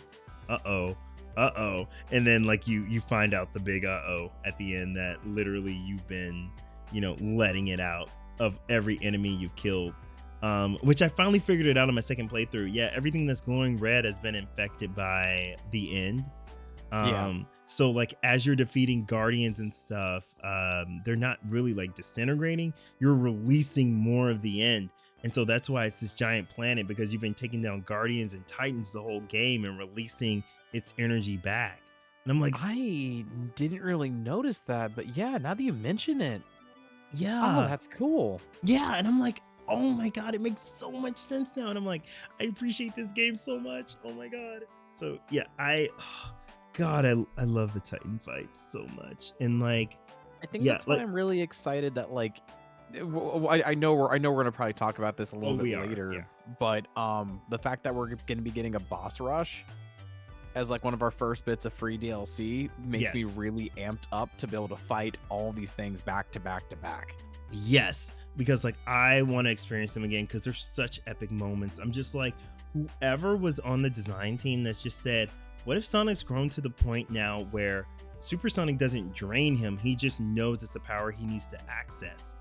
And I'm like, oh my God, like this is brilliant. Like, dude, if I was the age I was when Sonic Adventure 2 came out, playing this game would literally be my whole personality for like 5 weeks. Like, no lie, like everything in this game, I'm like, Sonic is cool again. Like I see all the cool things in this game of what makes Sonic cool. It's like being that good friend, being epic, dealing with stuff despite, certain adversity. Unsurmountable Like, odds. yeah, and it's just like, dude, it's so cool. And the music, like the cool music, like butt rock, like it's all there. Like this game is everything for everybody. Like I feel like this is a game, even if for every one thing you hate, there are 5 things you love. I think every Yeah. Sonic fan can at least admit that. No, I completely agree. Yeah, oh my God, this, I could just talk about it forever. And like I said, there's still some mini bosses that I've yet to discover. Like I finally just found Spider on this playthrough. Spider's fun. Spider's a lot of fun. Yeah, I love how it's like a 2-step boss. I love all the 2-step bosses, like Tank. The ones that do like different phases are so cool. And the music for Spider is really cool too. Like, oh my God. Okay, and so this is a good transition point because we haven't been able to talk about the music from a spoiler perspective. All right, so favorite, we'll start this way because there's too much music to talk about. There's literally like almost 200 tracks. See, Yeah. here's the thing for me. I don't know track names, so this is definitely more of your wheelhouse. Oh no, I don't know the track names either. I just know like specific cyberspace stages or bosses. So we'll go that way. I know bosses. Easily, the background music for Night is probably my favorite of all of the Titan fights. Yeah. That just hits so hard in all the right ways. In terms of cyberspace, it's the one on Chaos Island. I think it's like 3-7 or 3-8 that really makes you feel like it's like this penultimate level where it's like really testing your platforming prowess. That has like the minute 15 S rank time that if you make a single mistake, you know it and you immediately restart. Yes, that's the one that's taken from Unleashed. It's the Spagonia like spiral one where you keep going in a circle and it's all the short. Yes. Yeah. Yes. And it takes place in Sky Sanctuary. Yes. Okay, that's the one. I love that song. That was an Unleashed stage. I just couldn't put my finger on it. It's from the one you find in the sewer in Spagonia that keeps looping around the tower and it changes every time you make a circle around the tower. Yes, it's that one. Yep. I instantly identified that and I was like, I love this level. Let's do it because the air boost is less broken in this game, so we can actually effectively do it. And I love that song. 1-2, of course, everyone loves Flowing. The second cyberspace stage you face in the game. Man, 1-2 and 1-3 were the only cyberspace stages I couldn't S rank. Something about their times. I think those were like some of the most brutal times in the entire game for me for some reason. So I figured it out after spending about an hour to try to S rank that. it throws everything you know about Sonic methodology to get an S rank out the window. Well, first I had to stop jamming to the game to the song because I Hmm. love that song in 1-2. It's probably my favorite cyberspace song, but you have to stick to the lower route and you need to get out of the air. You need to stop being in the air. I was like, that is the opposite of everything I know. Because That usually would it's explain yeah, everything then. yeah, usually it's air dash, air dash, air dash, top root, top root, top root. And in this one, it's like, no, bottom root, keep those feet on the ground and boost. And I'm like, holy crap, holy Hmm. crap. Yeah, that's how you Hmm. do it. I know. Once I figured it out after like an hour of trying, I just was like, let's try something different. And boom, I hit it. It was like a millisecond under, but hey, I did it. But that is a hard tight time. And I hope they do more challenges like that in the future because holy crap. Yes. Um No, I agree. yeah, but like yeah, 1-2, that was my favorite song. There's a couple on Ares Island that are my favorite cyberspace songs. As far as my favorite other music in the game, the main piano riff that plays on Chronos that's been a part of like all the Yes. marketing material, that one. I love the one where it gets more suspenseful. I think around Emerald 4 on Chronos. I like that Hmm. one. I think it's around like the third or fourth Emerald on Chaos Island where it gets really sad and there's like that voice sample in the background, Hmm. like the choir voice calling out. I'm like, oh my god, that one is one of my favorites, especially when exploring like the underground. And then the boss themes, undefeatable, and burn the flame or whatever the night one is. So Yeah. Giganto and the night theme. Those, oh my god. Those I are though they hit hard. They hit I really do hard. like the Wyvern one though too. I like them all. I like the Wyvern one too. Like it's good if I'm in my angsty mood. But like yeah, those two are so good. Boss 1 and 3. I'm Here of course is good. And the final theme, the theme against the end. I love that song. It's so beautiful.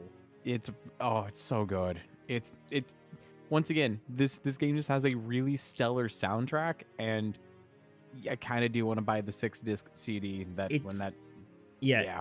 it it's been a long time. The last time I felt that way was Planetary Pieces, which is the Unleashed soundtrack, Hmm. where I was just like, I have to have this. I need to own this. Like, this is beautiful, which was Tomoya, of course. And then this game, I'm like, Otani, I don't know what life force you tapped into to help like direct all of this, but holy frick, my guy, like you did standout job choosing talent and getting this done. Like I pretty much think he walked in there and he was like, I need my music budget to go towards these artists. And they're like, okay, sirens, okay, these are kid friendly, right? And it was that Anakin Skywalker meme. They're like, these are kid friendly, right? These These are are kid friendly, right? certainly right. And I'm like, oh my god, they're also just the tone of them. All the songs are really good, and then of course I love One Way Dream. One Way Dream is Yeah. so good, especially when I learned like because it already had me kind of like misty eyed because it gave me that like endless possibility feeling. And then like once I learned that it was a direct letter from Sonic Team to the fans, I completely lost it.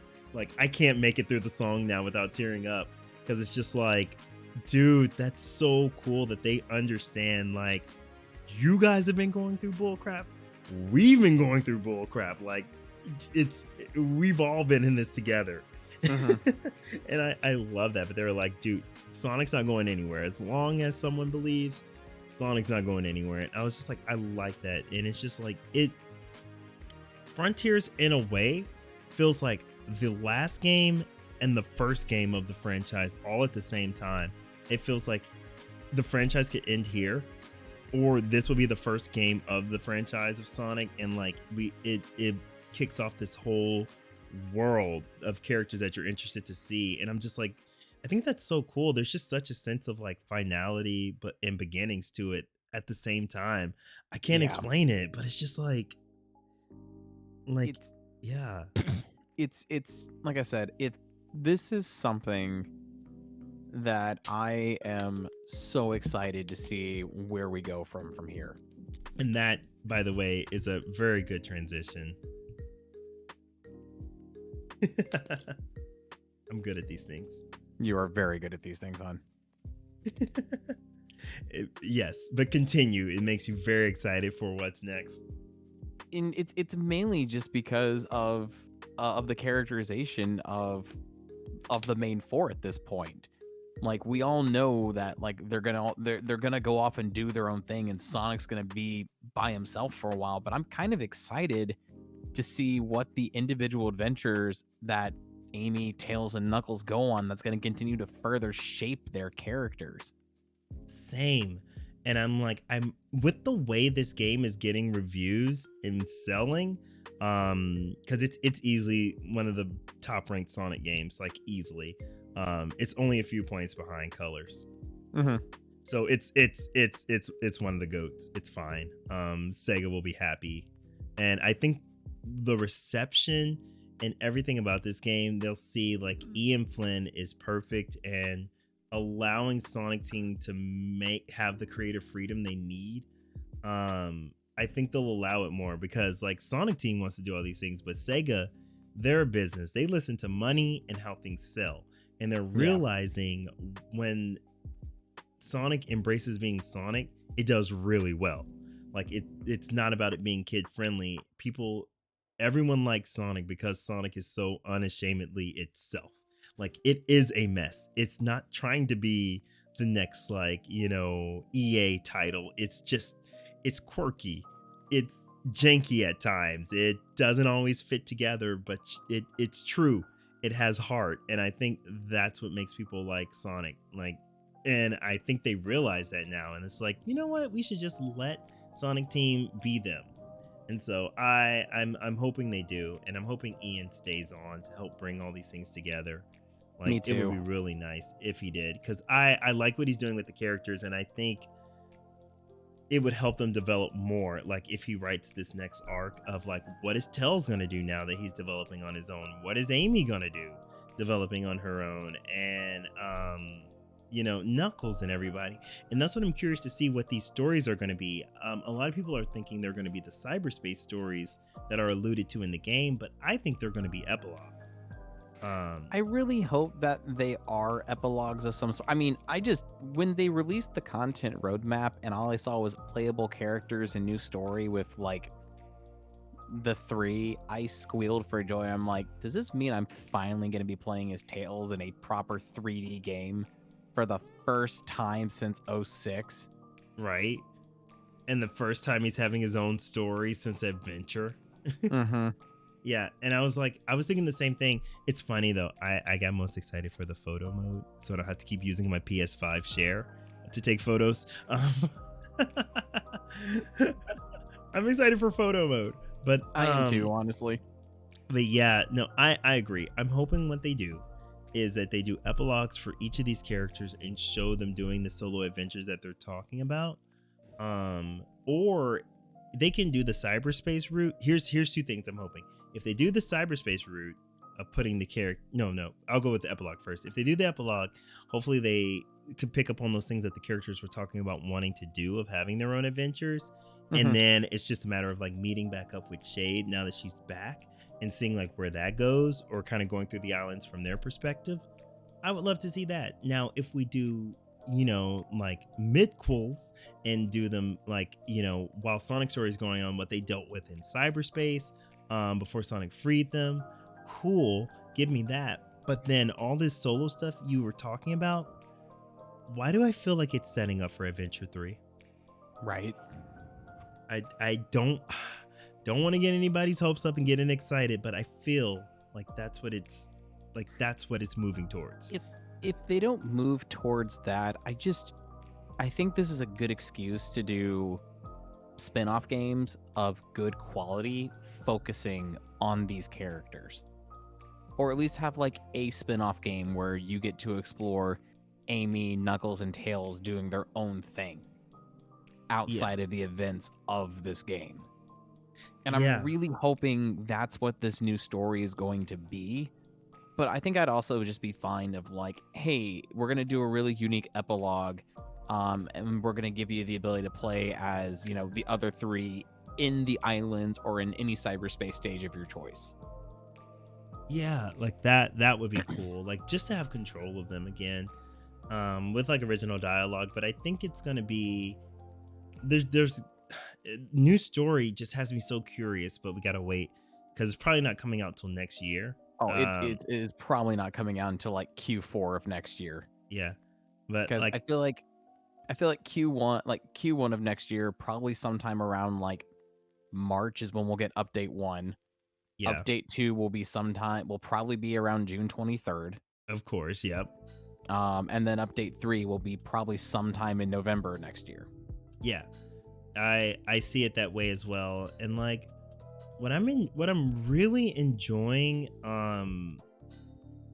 from this whole thing, like this is a new era. I was like, if they can stick the landing with Frontiers, we will officially be in a revival era. And did they stumble a little bit on the landing? A little bit, but they stuck it. I this is a solid 8 out of 10 for me. Like 8 out of 10 game, and I think they really set themselves up well, and they're really proving that they're taking Sonic seriously now. Like they get it.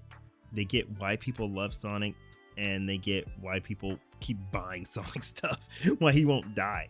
And so like Mhm. the fact that they planned out a roadmap for a whole year, like they never do that. When have we gotten that? We've never gotten that. We've just gotten like spontaneous DLC. Never like a full on like season pass like layout. Yeah, Eh, because like, you know, DLC in the past has always been like, "Oh, here's a few extra challenge missions. We did it. Pat self on back. Let's go forward." Right. I'm like, thank you, but not what I want. And this like has something for everybody, and there's something to look forward to. And I think it'll keep people buying the game. And like just this continued support of the game, like they've already released so many updates and patches to help fix things, and I'm like, they really want this game to be successful, and this is great. Mhm. And I don't know about you, but when I've been out shopping, the game's been sold out. Like unless each store only had 2 copies, like the game's been sold out everywhere. Yeah, like when I go around and look at stores, like they have like one or two copies left. Like it's not, you know, completely like overstocked like a lot of the other games are. It's selling. Yeah. And I'm like, okay, it's like I was like, okay, is it just me? Is this trick of the eye, my wishful thinking, or are people actually buying this? And I'm like, it's successful, and I think they're very confident in this direction that it paid off. They took a risk and it paid off, because like this is the most successful release of Sonic ever in Japan, like ever. And he's never been successful in his home country. Everyone knows Mhm. that. And so I'm like, this is great, because that's where Sonic Team is. Basically all the developers are like, Takashi Iizuka, he's over here in the US, of course, with all the, but he's more on the brand and marketing side now, Yeah. and all the developers are still over in Japan. So I think that's good, because like Takashi Iizuka being closer to the American market now understands what we like. But like with the developers seeing the success of their game in Japan, like it's gonna help Sega be like, oh, okay, Sonic is successful, so let's give you more money, let's give you more developers. And I think the next game we're gonna see a lot of really cool things, and I hope they take their time for it. I mean, I don't mind waiting 3 to 5 years between each game, as long as there's good quality stuff between them. Like now we have, you know, DLC and everything to hold us over to the next game. We Mhm. have the Sonic Prime coming out in, oh well, what, 14 days. I'm so ready. I'm um so beyond excited and hyped oh my, for it. I can't wait. I'm so happy. And then like we have the Knuckles spin-off coming next year. Forgot about that, huh? I did, and it's like I need Paramount Plus when that comes out. Yep. And then holiday 2024, we got Sonic Movie 3. So I think they're going to Mhm. do some more stuff. Yeah. Yeah. Just chatting for 3 hours. Yes, we're just chatting for 3 hours because we were talking about Sonic Frontiers, Roy. So of course, how could we not talk endlessly about Sonic things? How could we not? But yes, I'm excited for the future. Like, Oh man, like like they said, we're only at the beginning of this one-way dream. Like I'm so excited for where Sonic is at. Like I am so proud of the team and everybody. And I think that's really what's kept me inspired about Sonic is like even beyond the games, like as I get older, it's the franchise. Like, dude, they experienced so many odds against them and somehow they pulled this out. They pulled this out. Like it was so good. And that's okay, Roy. No, I've heard many varying opinions about people with Frontiers. I, for one, just enjoyed it as like a longtime Sonic fan of finally getting something that felt like it had direction again, not just like Mm-hmm. reactive to the media and to Yeah. critics. And critics that didn't understand Sonic, because to understand Sonic, you have to understand the scope of like the franchise, like all the ups and downs. To be able to like, I think to truly appreciate a Sonic game, you have to have some knowledge of that. Like I don't know, that's always been me. Because if you look at it like as a critic, like it's gonna be like, of course this game is flawed, but when you look at it like in the scheme of like what's going on in Sonic's timeline, you're like, oh no, this is good. And I know a lot of people are like, oh, eating out the bowl of mediocrity, are we? And I'm like, no, it's not that. It's just nice to finally feel what everyone else gets to feel about their franchises. Yeah. Like, It's we like- get to know it's what like- is, yeah, It's like after years, it's like finally, I can be happy. right? It's like I can talk about a Sonic game with normal people and they not laugh. They're like, oh yeah, no, that game slaps. I'm like, oh my god, it's so nice to actually have talks with like normal people who What's aren't this? in, Having inside the normal band. talks with like gamers about a good Sonic game? What year is this? Right? What year is this? We could talk about a good Sonic game. People want to talk to me about the Sonic movie. They're excited for Sonic Prime. What year is it? We're literally in 1992. We're literally in 1992. We have a good Sonic show coming out, a good Sonic game, and like Sonic media everywhere. So I'm happy. Sonic worked his way back into Times Square. He's good. I think we're on the up and up, and I don't think this is like the Generations era where we had like Colors, Generations, and then they misfired because one, we already know if they can pull this off with 60 developers, no matter how big or small their team gets, this is a formula that's sustainable. Yeah. I think we'll get more original assets the more developers they get on their team, but at least we know with a skeleton crew, because by the way guys, 60 developers is not a big team. That is a very small team when it comes to a game. Tiny. Yeah. So I think people need to understand that as well. Like to understand why this game is amazing is because like 60 people did this, made all those assets, put together the physics, the direction, everything. And I think that's really freaking cool. Like I think there's some merit to that. So, but yeah, I'm excited for the future. 2023 is going to be good. 24, we got the movie. And who knows what's after that? I don't even know what the next game's gonna be, but I'm enjoying this moment right here. At least you can always look back and say 2020 to 2022 was some years that Sonic started winning. I'll say 2022 is going to be for me like the year that Sonic made his comeback. Yes, right. Either made his comeback or finally arrived. I want to say arrived because like the boy's been struggling for years to find his place. Yeah. In modern culture, and it's just like, I mean, the damage control of embracing the cringe on social media with what Aaron Weber did, it did a little good for the series, but kind of hurt it in the long run. But now they're like, no, let's make people think Sonic is cool again and be like, yo, I want to play Sonic so I can play as a powerful shonen character. And I think they get it, like, because that's what the original developers understood. Sonic basically mirrored Goku and the Journey to the West novels. And so like when Sonic embraces shonen, like that's when he's at his peak. Just be shonen, okay? Though I know, knowing the way the Sonic fan base is, we'll probably all be tired of open zone by the end of the decade and want something different. But you know what? That we'll cross that bridge when we get to it. Yep. for now, I am here for the ride, and I'm looking forward to it. Yes, yes. So so as we wind down, we did it by the way this time. We only went 4 minutes over. We did it this time. We freaking did it. I'm so It is proud of us. possible. I'm so proud of us. I'm so proud of us. So like what would you say like closing thoughts on like Sonic Frontiers? It was it it was an emotional roller coaster from beginning to end, but it is one I'm glad I rode, and like I said, if this is going to be the future of the franchise for the next decade, I am so looking forward to this. I am beyond excited to see where we go from this point on. Same. I'm just so proud of the team. Like I'm just proud of them, and I'm proud of like Sonic. And I know that sounds weird to say, of like again, like I said, like, oh, you're proud of an imaginary character. No, like the zeitgeist that is Sonic. Like I'm just proud.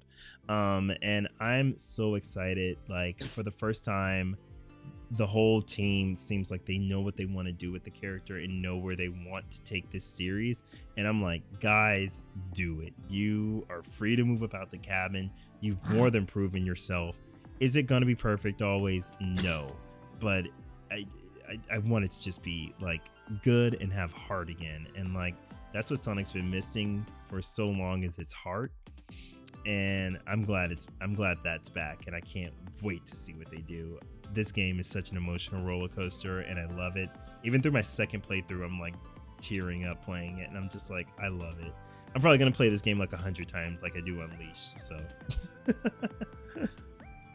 oh man, oh my god! But this has been so great. Like, I always have fun doing this stuff. Same, honestly. I look forward to, and it's just like, you want to talk Sonic? I'm like, yes. Why would I ever say no? I don't get to do this that often, so anytime I get a chance to, I'm all for it. Right. And we're not talking to like 1 a.m. this time. That's something good. That's something good. We're not doing till 1 a.m. So yay, we made it. We did great. Paddle S rank for us. We did good. But yeah, Timing. We actually figured it out this time. Somewhat. No, but no, it's been super fun having you on. Any final words before I send you back to the dungeon? I mean the basement. I mean to pick up your chili dogs. I need an adult. Too bad we're both adults here. Oh my gosh.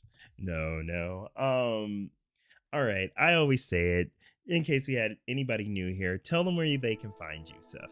Yeah. You guys can find me here on Twitch at twitch.tv/Sef Sefhighwind, like the ship in Final Fantasy.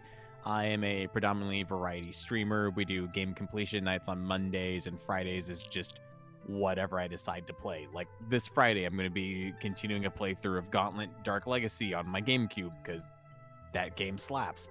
Yes, it does. Mondays, I'm doing a blind playthrough of Sierra's King's Quest series. So I finished King's Quest 1 this Monday and started up 2. So next Monday we'll be doing probably predominantly King's Quest 2, and if we finish it, starting King's Quest 3. So, but that's what you can find on my channel. Nice. And King's Quest is one of those legendary games. Like that is a gaming foundation right there. Like, yes. I am so glad you're playing that and having fun with it. Over here, we're playing this month. Well, on Tuesdays, we're trying not to die of dysentery. We're playing through Oregon Trail. Nice. This month, we have a long way to go. We've only made it to Kansas. Oh God. And on Thursdays, we're doing our DK Simber event. So this month we're playing through all the original Donkey Kongs, the first 3.